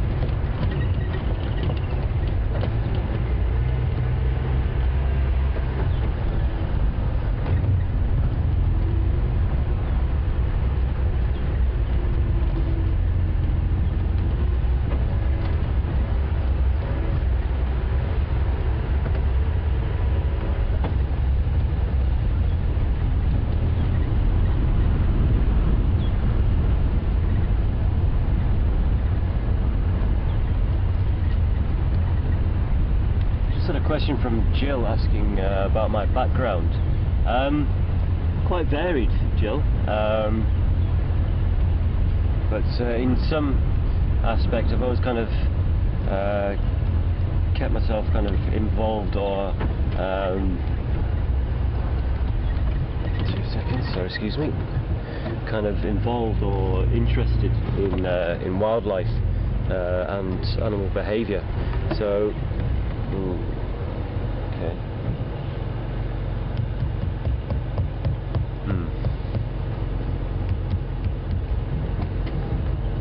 I've just seen some tracks, but they're heading in the opposite direction.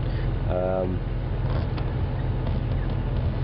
not entirely sure how fresh they are, so we're going to have a quick continue in the direction that Larry suggested. So now there's a junction down here. We'll have a quick look at the tracks, and then if there's not much down that way, we can always come back and head back up that direction and follow those tracks and see where they come. But getting back to the back question on my background from Jill, like I was saying, I've always had an interest, and always kept myself kind of in the loop with wildlife, just reading up various things. But the majority of my working career was spent in various office-based jobs, and I've always kind of had a pull and a draw to working in the outdoors, working with wildlife. So I suppose the culmination of events kind of gave me the opportunity to pursue a career of being able to work outside and work with nature and with wildlife, which is proving so far to be an excellent decision. Bear with me.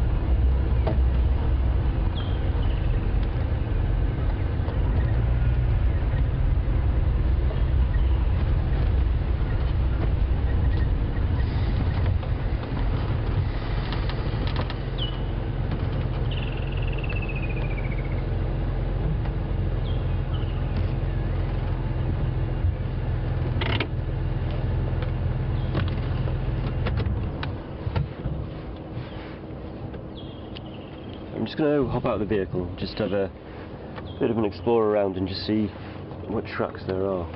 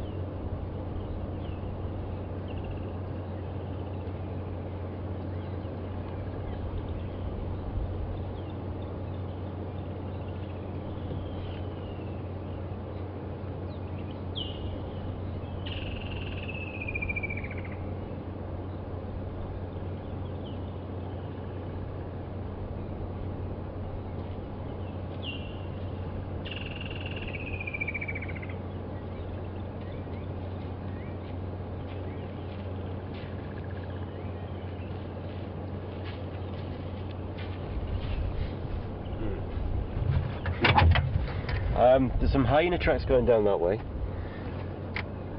There's some cat tracks going down that way, but I did hear some alarm calling coming from that direction. So we'll just have a quick drive down that way, see what's that way, see what's down this road. If there's nothing really of sorts, if it's okay with you guys, we'll do a quick U-turn. We'll head down this road and we'll see if we can pick up on the tracks heading in a bit more of a northerly direction.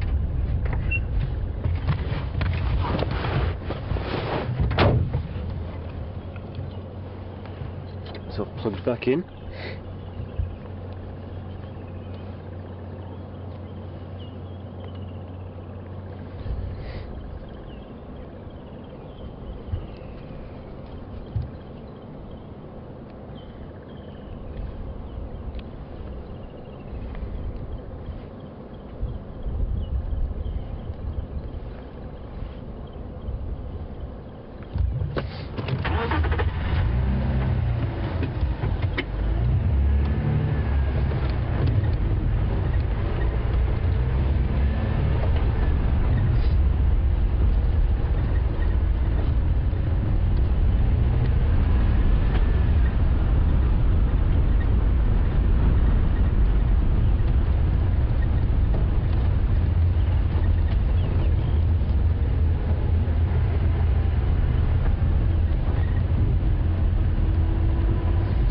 We've had a few questions and comments asking what why there is a curfew in place.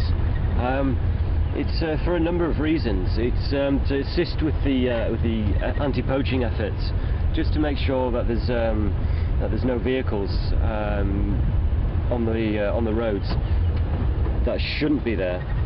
So if the anti-poaching units do come across any vehicles, then they know that potentially that they're not supposed to be there, and it also kind of ensures that we get to bed at a reasonable hour. I'm joking, but yeah, the main reason is to kind of assist the anti-poaching units with their efforts, just to keep an eye on the amount of vehicles and who's actually traversing through the reserves. Mainly for security purposes, really, and anything that we can do to assist the guys doing such a wonderful but difficult job. You know, obviously we're more than willing to help them as much as we can. And it's not just these curfews, how rangers or guides can actually assist with the anti-poaching efforts. It's obviously the anti-poaching units are out there patrolling, following up leads, tracking, and seeing if everything is fine. But it's also the rangers and the guides that play a big part in assisting with the anti-poaching efforts. They're the guys that spend a lot of time in the bush, traversing the roads, and know a lot of the roads inside and out. So if they see anything that's untoward or out of place, then they'll obviously feed that information back to their contacts within the anti-poaching sections, or even to their head rangers or their assistant head rangers, and just kind of everybody's working together as a team to try and combat problems that do occur on the properties.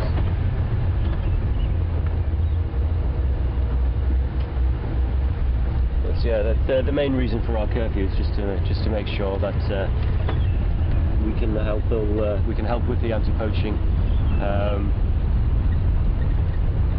problems, and just ensure. Sorry, 2 seconds, just going to consult my map again. Because sometimes when you get a bit of a funny feeling about a road, just wondering whether to take it or not.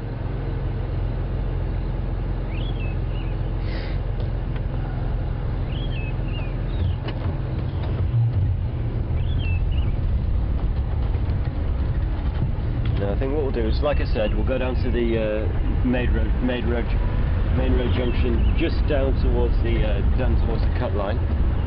And then we'll come back around.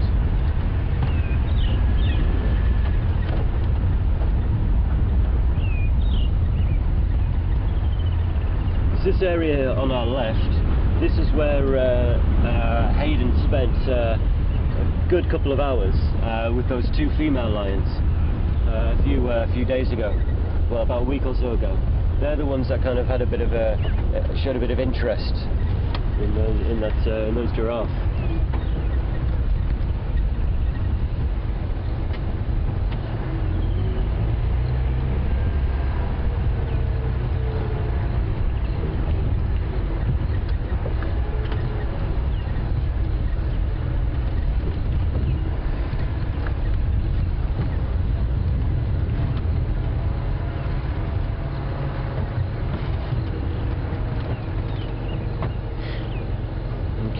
Actually, I'm formulating a new plan as I go, making a plan. There's a right turn a little bit further down here, but take that, it should eventually give us a nice block, circular block, or do a loop, and meeting up with the road that we just traversed down. So if there is anything that came down the tracks that we did see, come down the roads, and the tracks that we did see, there's antelope in the bush there.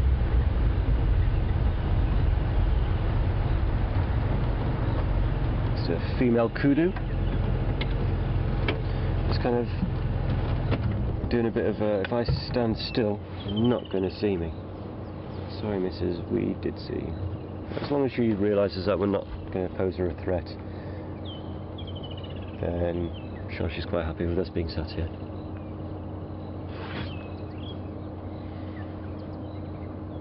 It's not the best of shots or best of angles for you guys, I'm sorry. But she was kind of sticking to the undergrowth a little bit. Now, I have to say, I've got a bit of a, as well as the impala, I've got a bit of a soft spot for the kudu. They're one of my favourite antelopes. I think they're very graceful. One of the larger species of antelope as well. I think it's, I only believe it's the eland which is larger. Now, these guys have got an incredible jump on them. From a standing start, these guys can leap to 2 to 2.5 meters, which is pretty sizable, really. And considering for such a large animal to be able to leap that high, it's quite impressive.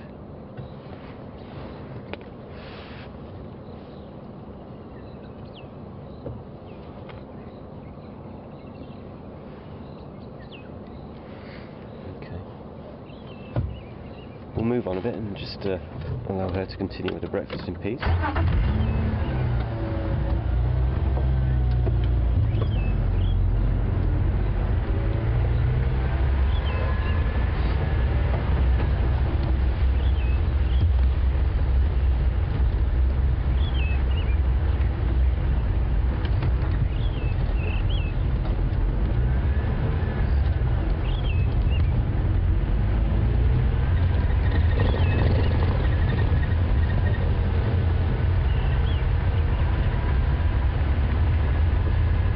Question from Safari, just asking what a cut line is. A cut line is just another name for a road, just like an access road. It kind of assists with dividing of the various properties. And it just gives us a bit of more of a defined road that we can take. There'll be various smaller tributary roads which branch off the main road or the main cut line. But usually cut lines, from my experience, kind of head in a north to south or east to west direction. Yeah, cut lines are just basically a bit more of a main road which kind of cuts through the property as such.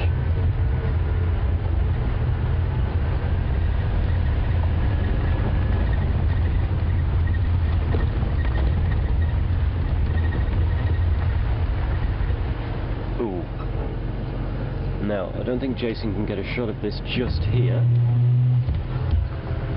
but he might be able to get ones a bit further on, just there.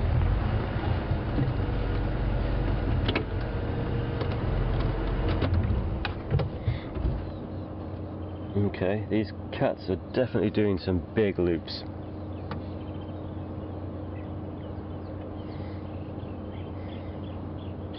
So it looks as though they've recently walked up this road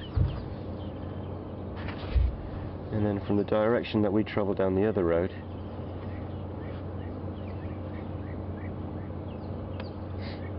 kind of doing quite large loops. So I think what we will actually do is turn around for the next available option and kind of head back in a direction that we've already come in.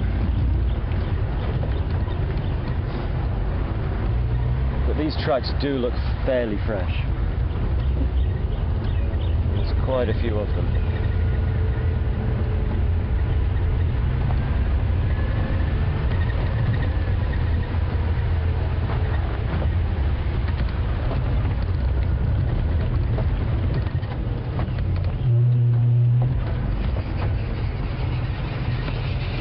So let's see if we follow these tracks.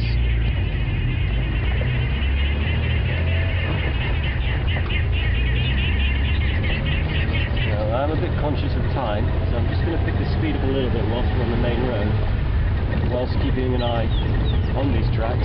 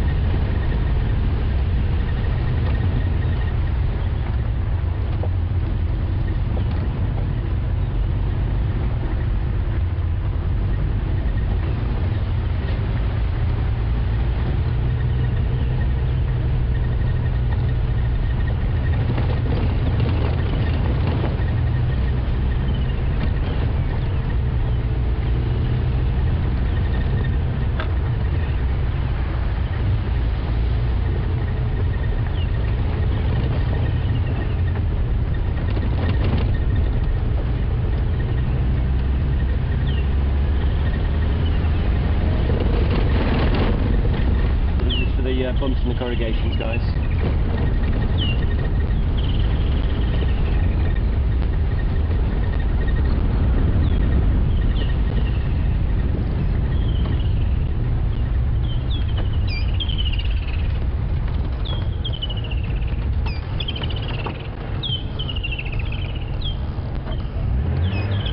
Now I'm just double checking to make sure the tracks don't head off in that direction. I can't see that they did, so I'm going to continue back down this road.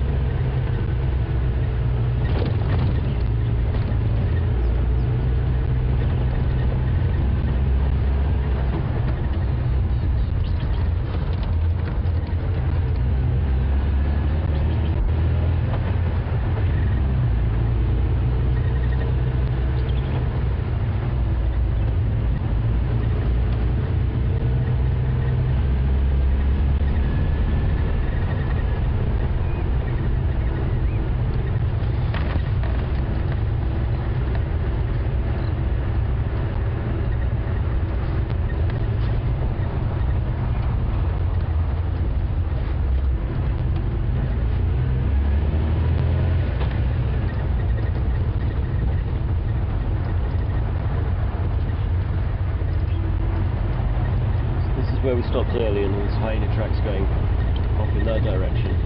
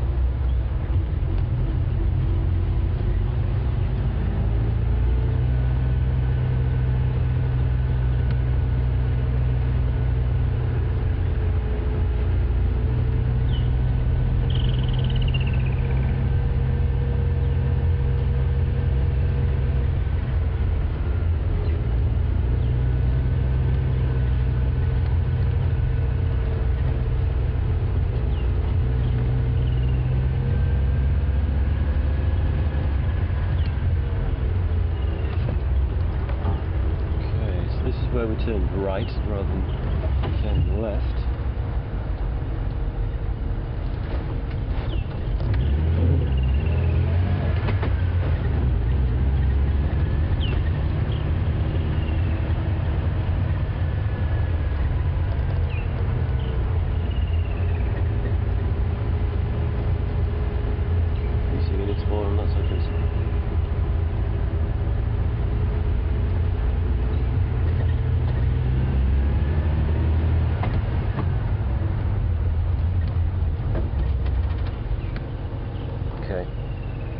Picked up some spoor on the right here, so there is signs that I have traversed in this direction following the road.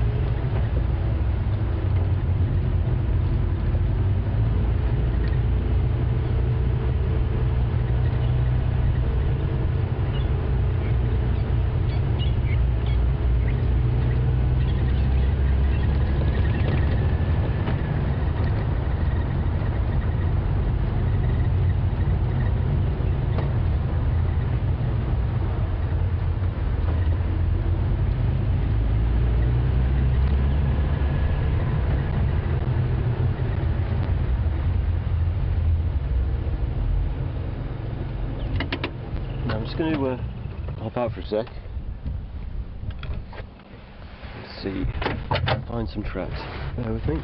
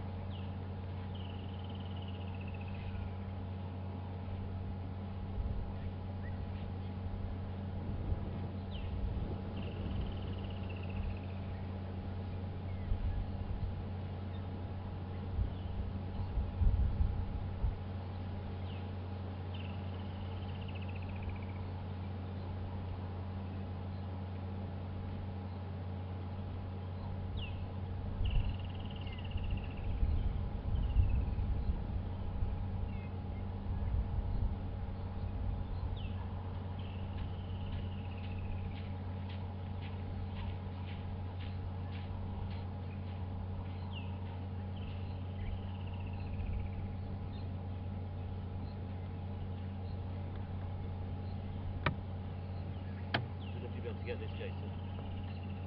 A millipede. Taking tracks of his own.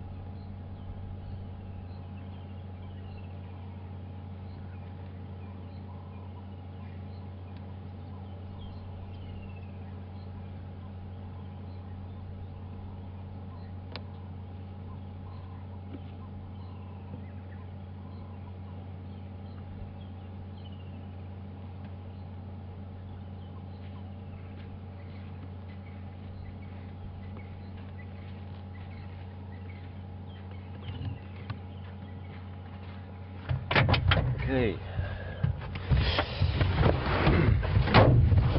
Let's consult my map. Bear with me.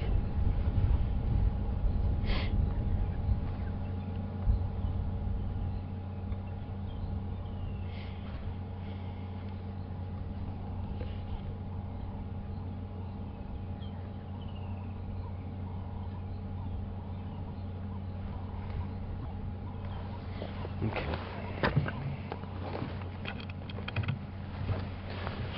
Are you able to get that millipede? Cool.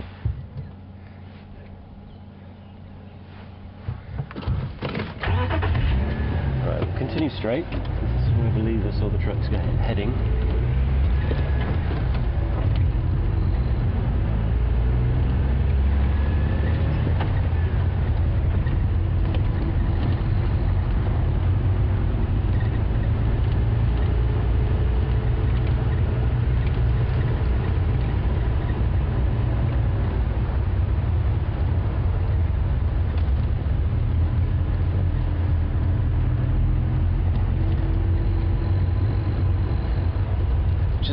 Had a question through from something called Power Funk Radio in Belgium.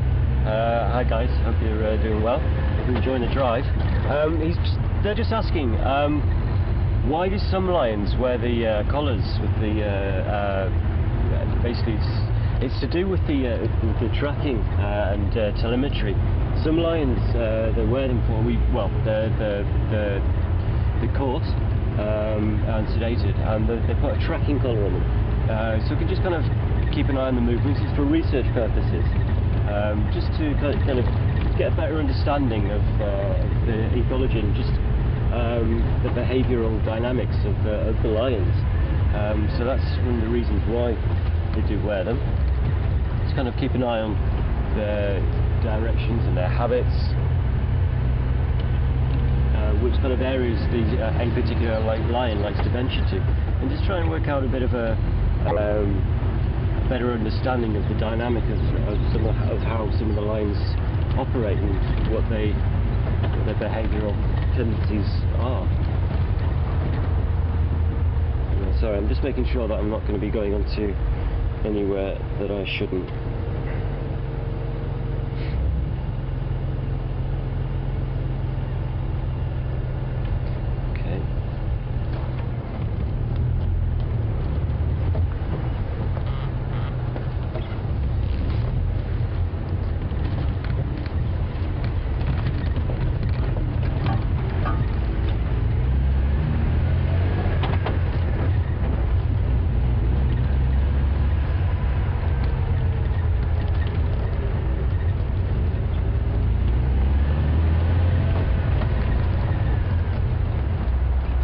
This is indeed the same pride of lions. They've travelled pretty far and taken us on a memorial dance.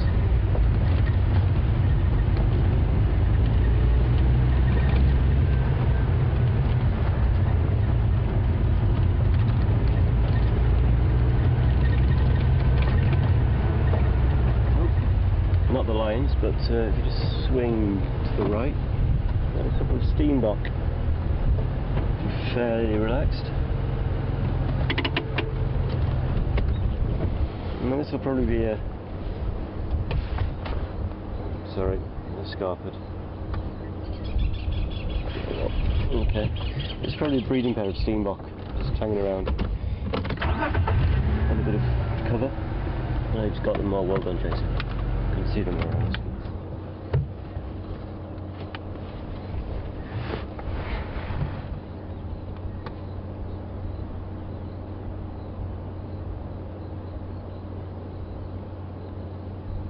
I'm not sure if you'll be able to see the detail on them, but just in front of their eye, got a big black gland. That's called the pre-orbital gland. Now, they'll use that gland for scent marking.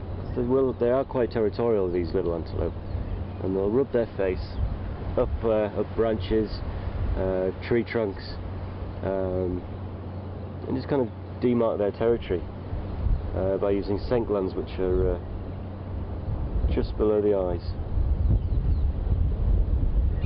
Quite a lot of parasites on that one.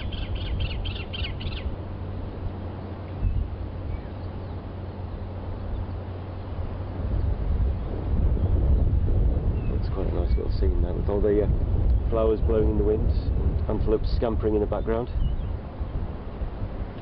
Cool. Okay. Right, let's continue.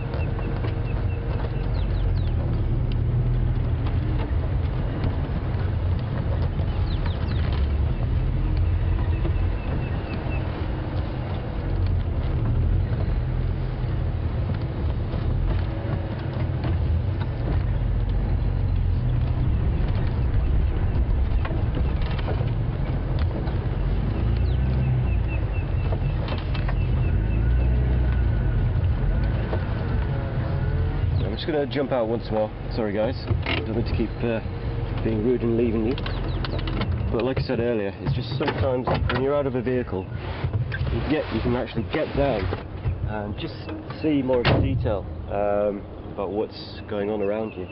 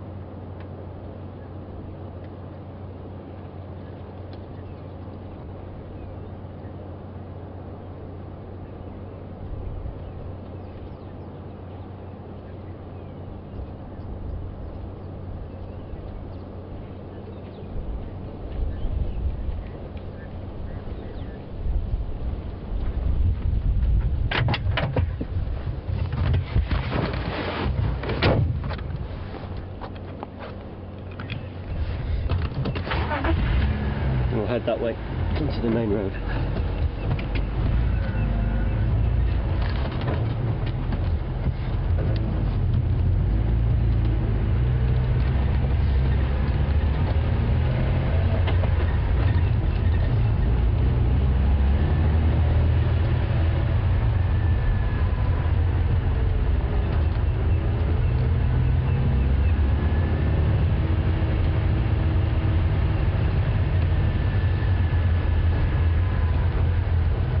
Had a question from Eric asking if the amount of rain that we're having at the moment is normal for this time of year. Yes, it is. This is the South or Southern African coming to summertime, so this is the wet season. During the winter it's a lot drier, it's a little bit cooler, but the temperatures are still quite high. Yeah, the rain frequency and amount, so I'm just going to pull off the road a little bit. For this time of year, it's very normal. We still haven't had the big rains which come. Now this is interesting. Okay.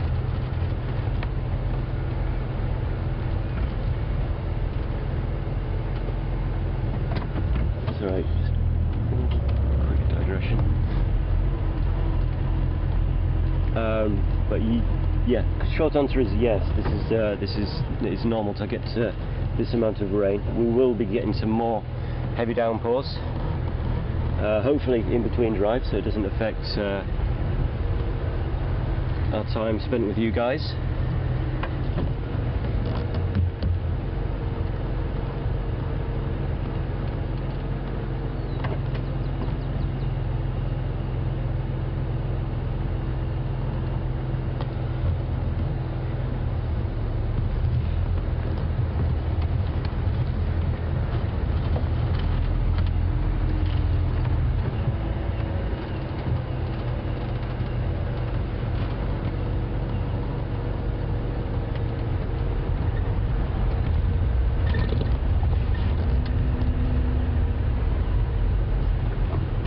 This is some perfect lion territory, country.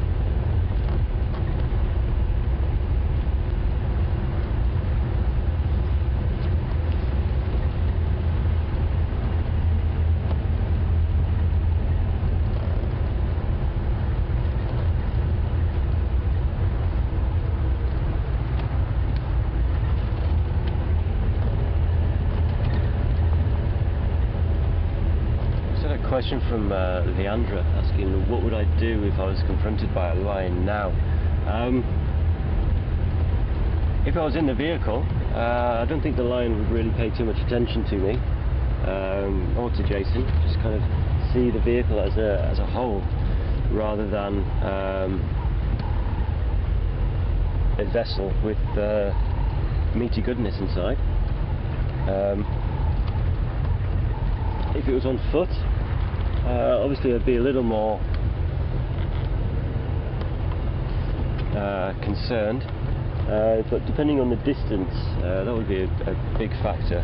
If it was very close, obviously the closer the lion is, the more,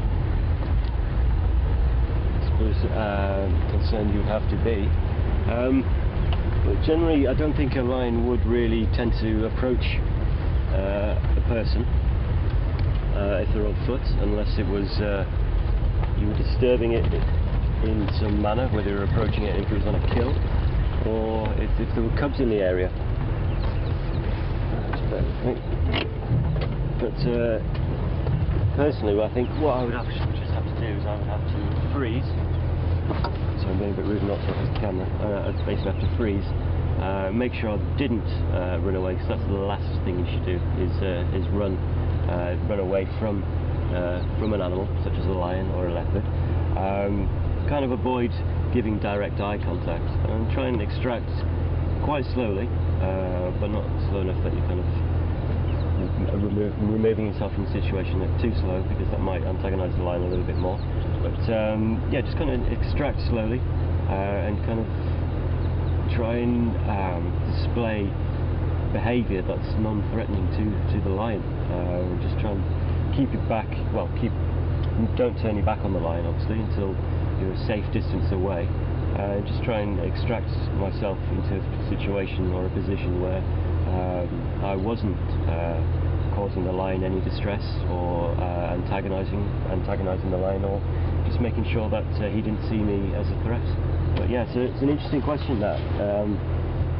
Hopefully one that I won't have to put into practice, but you never know. You never know. Just bear with me, I'm checking my map again.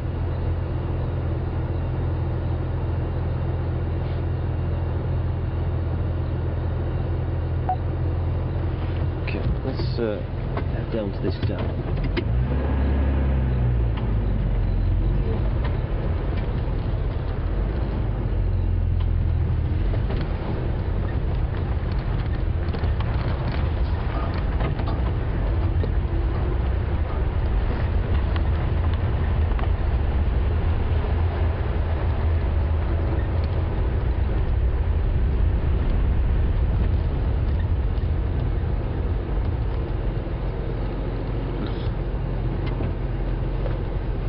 Did they say where?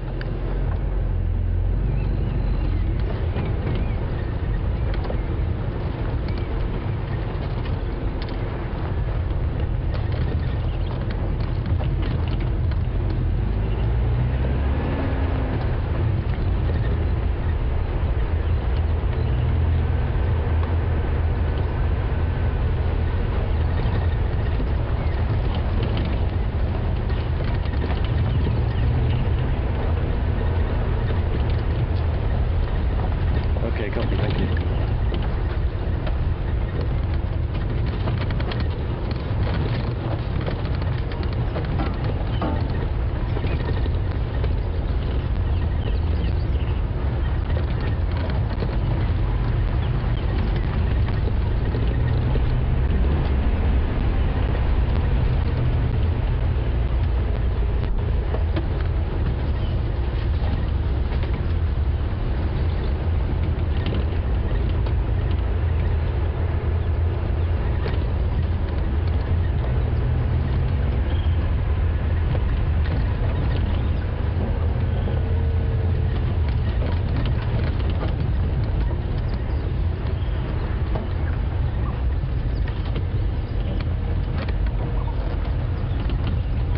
Quite a lot of bird activity at the moment.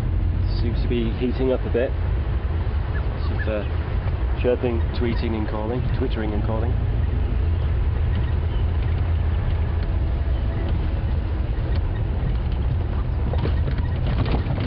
All seem to be avoiding us at the moment.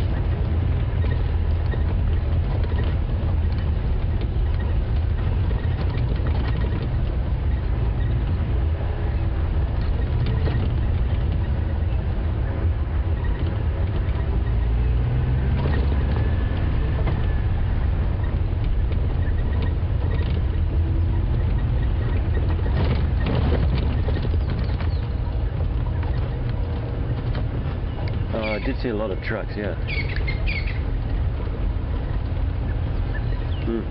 Affirmative, yeah.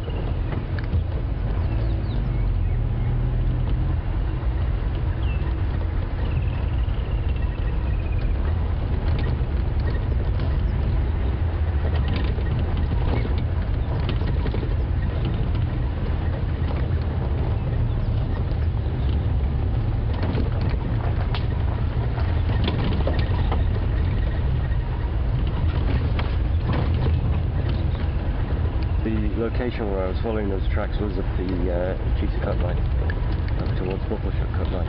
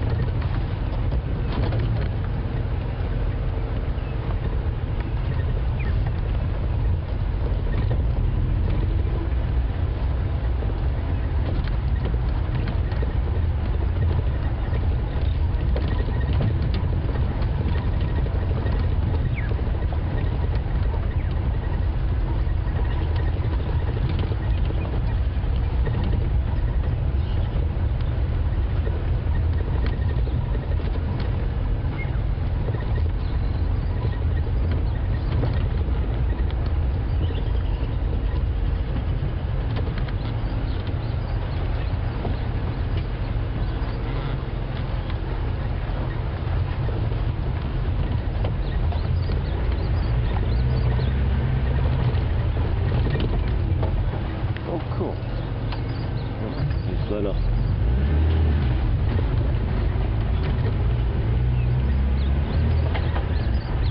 Okay, we're just pulling up to one of the dams.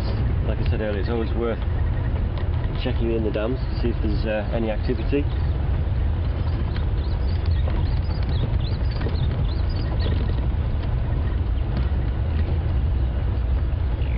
Appears to be one of the Ellie's favourite haunts. They like to come down here and have a bit of a splash around, a bit of a swim.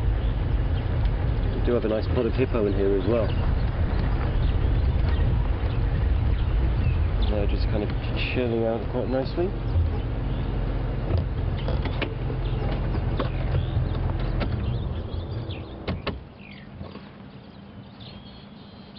It's always worth just checking with binoculars, just seeing if there's anything.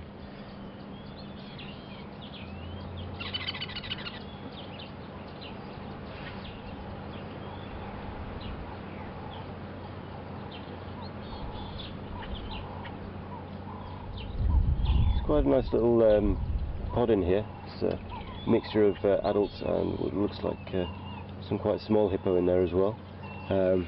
Just a quick reminder, you can always email your questions to questions@wildearth.tv, or you can tweet us at #SafariLive.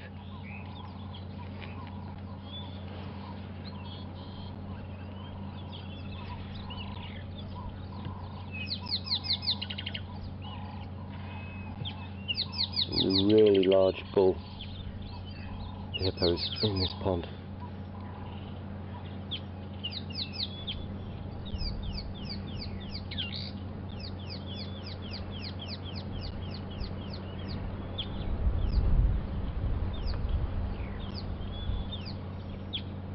Now we probably can't hear much vocalization actually coming from the hippos at the moment, but hippos actually do a lot of their communication underwater. I'm not exactly sure of what the percentage ratio is, but hippos communicate both subsonically as well as well, in the water subsonically. So that the calls that we do hear and sounds that we do hear, that's only part of the story. They do actually communicate quite a lot whilst they're in the water, whilst they're underwater.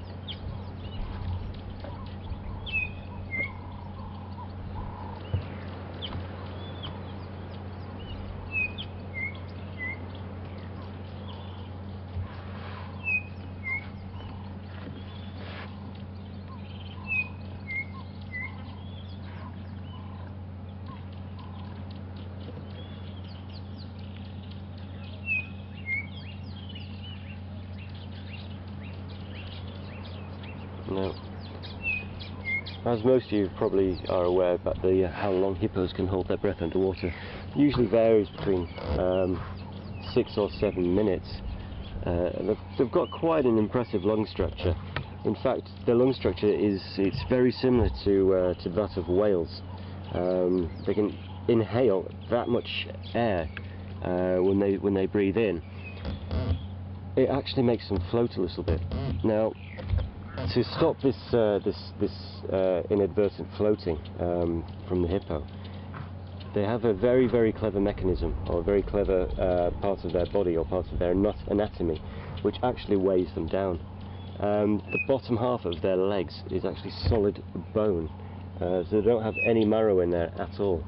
So it's a bit like a diver's weight. So that extra weight kind of helps anchor them to, or helps them aid their buoyancy, so they can get a bit of an equilibrium with the buoyancy. So rather than taking a big lung full of air and just floating on the surface, these massive heavy leg bones actually help balance them and pull them down towards the bottom.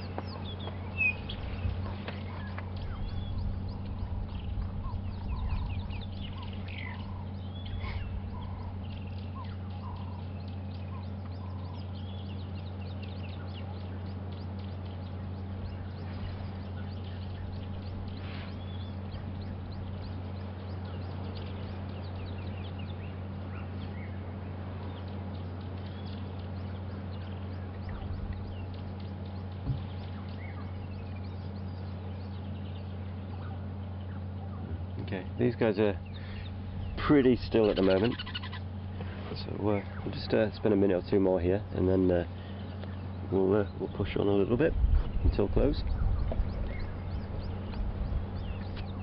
Excuse me, I'm just taking a quick sip of water.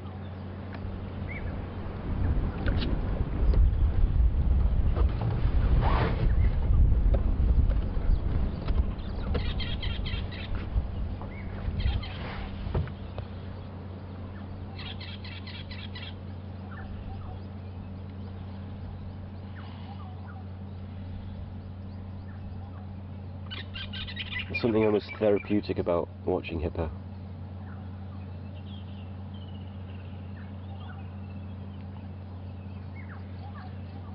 I suppose it's the same as watching most animals.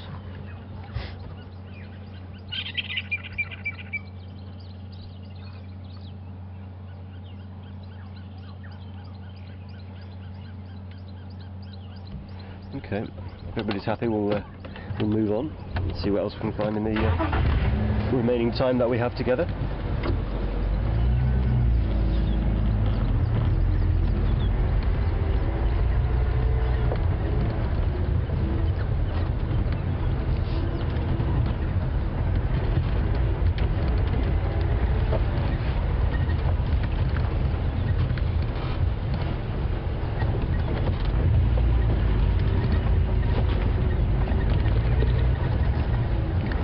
I can hear you. So I'm just getting a bit of an update, just bear with me.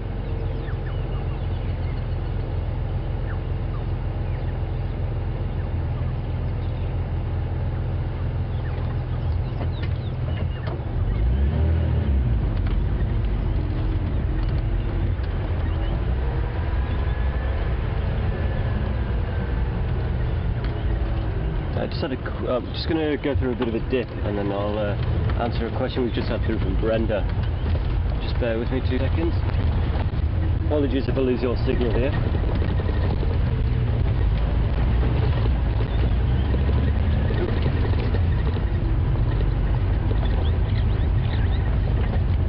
Okay, made the other side. Yeah, we just had a question from Brenda asking if we had any problems or we were held up by the lioness or the lions last night, as some of them seemed quite excited and quite agitated.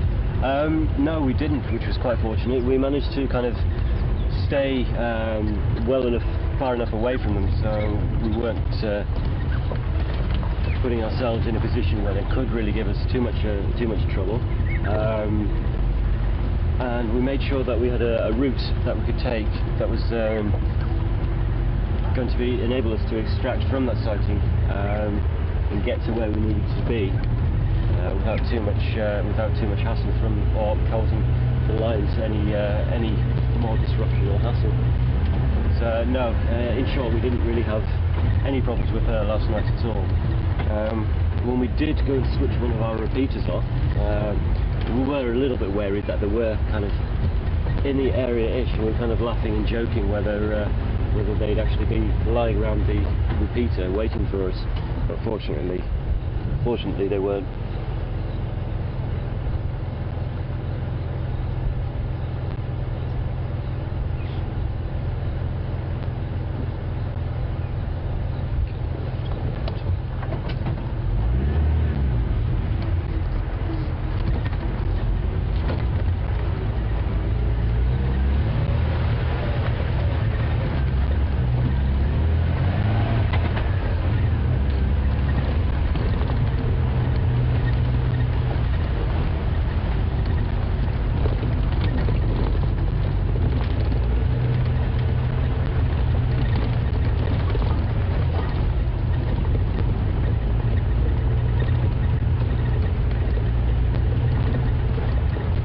Interesting question from Kathy, asking if lion cubs assist with the hunts and with the kills.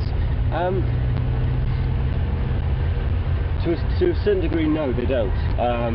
The lion cubs, when they're very small, they won't play any role in the hunts whatsoever. They'll probably be more of a hindrance, if anything. But as they get older, they will start to play a bit more of an active role in these hunts.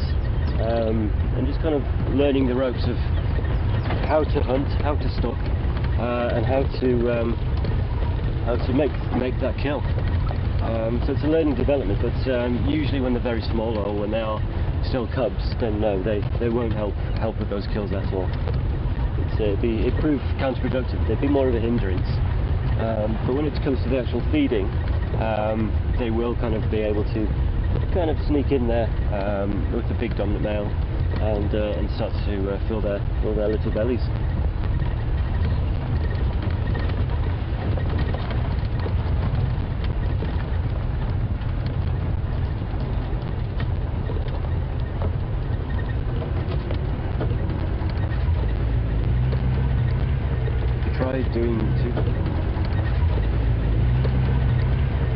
Tried doing to the Wendy via tele, that didn't seem to have many problems with that.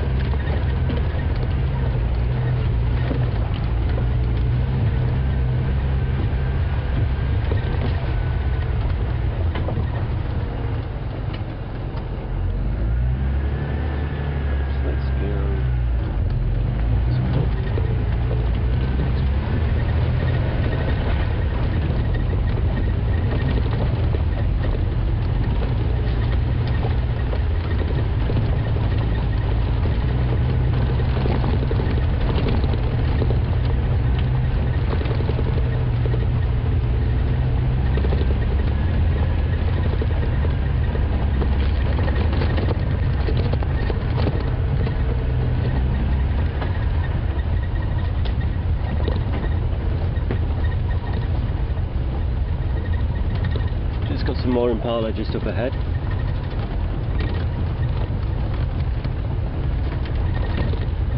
We'll roll past these guys very quietly. It's not really. Oh no, he's kind of poked his ears up. He's aware of us now.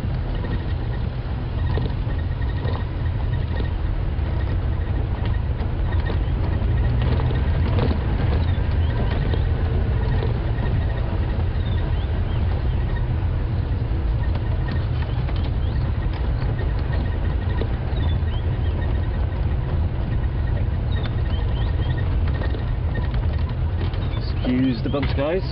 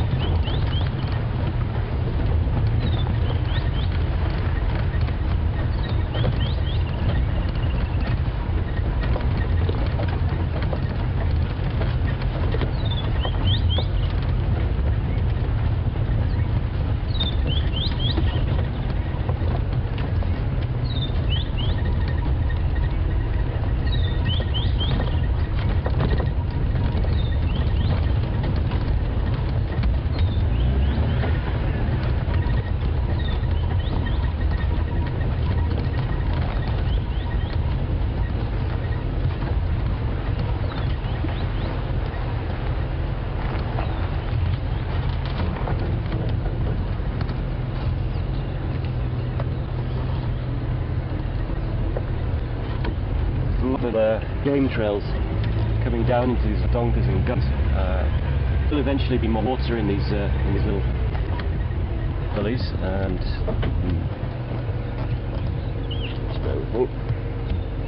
just trying to decide if Trusty's and Ellie will make it up this slope.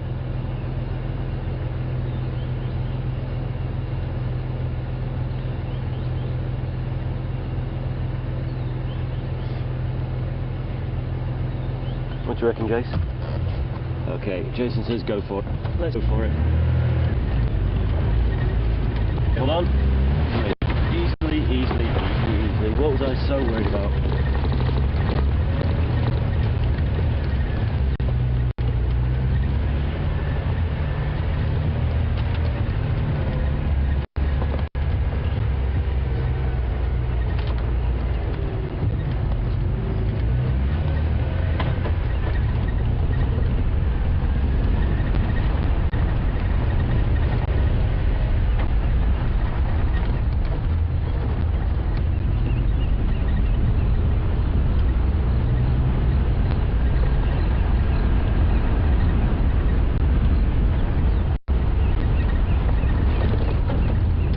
Bumps.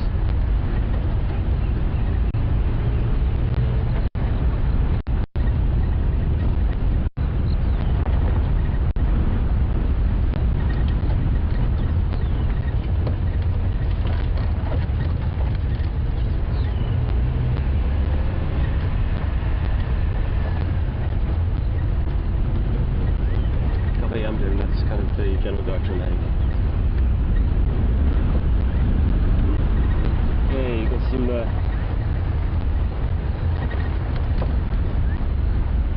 pretty nervous buffalo ahead. There's only about 7 or 8 minutes to go, so if these guys don't scamper off, he's being quite nervous actually. I wonder why. Oh. Good job we checked the puddles before we drive through them, Jace. Just so you can see him. A little terrapin just crawling out that puddle. Sweet.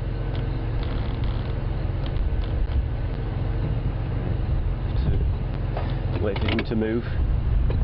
Oh no, he's going back in for a swim. Okay. Best thing to do in that case, let's go around.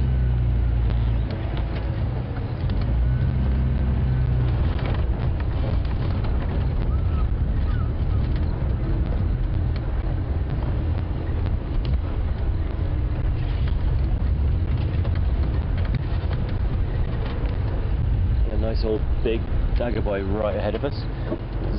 His mate is somewhere in the thickets to our right.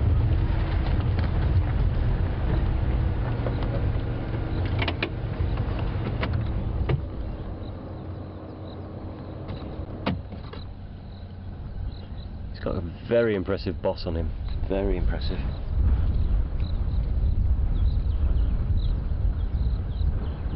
No.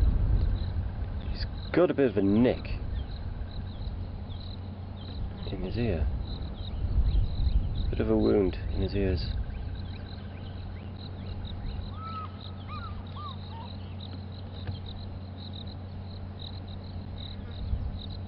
If you can get close in on his boss, Jace, you'll see quite a lot of wood debris, kind of embedded into his horns. That'll be there from when he's been scratching his boss, or just give him a bit of a maintenance job. Got a couple of wounds in his ears. Oh, and they're being watched through the thickets as well.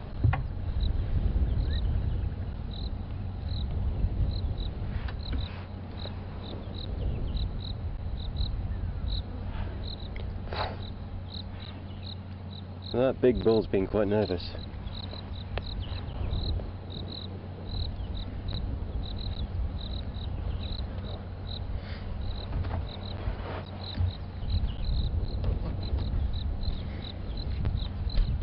Now you'll see those birds that are feeding on the, well, that are perched on the back of that big buff.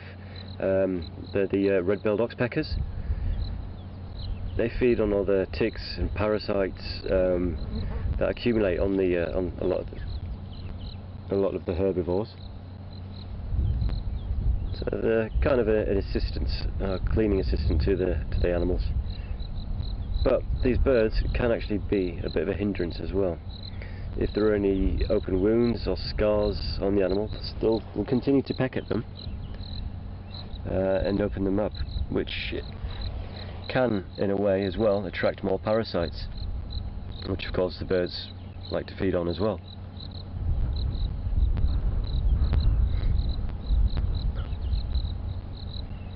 Now you'll sometimes see these oxpeckers going into the ears. I'm just going to move forward a little bit, not too much to startle him or to push him up from what he's doing. Let's just get a bit of a better view.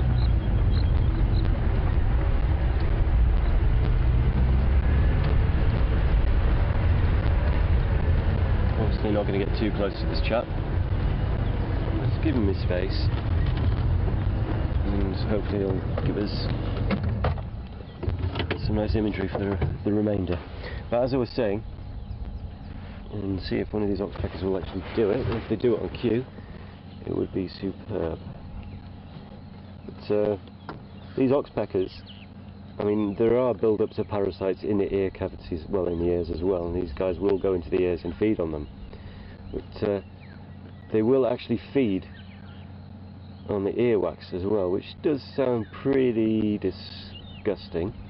But oh, is he going to go in? Is he going to go in? No, there is theories behind the oxpeckers eating this earwax. Some people say it aids their digestion, but I'm not sure how buffalo earwax really helps with digestion. But if so, nature's a weird and wonderful thing.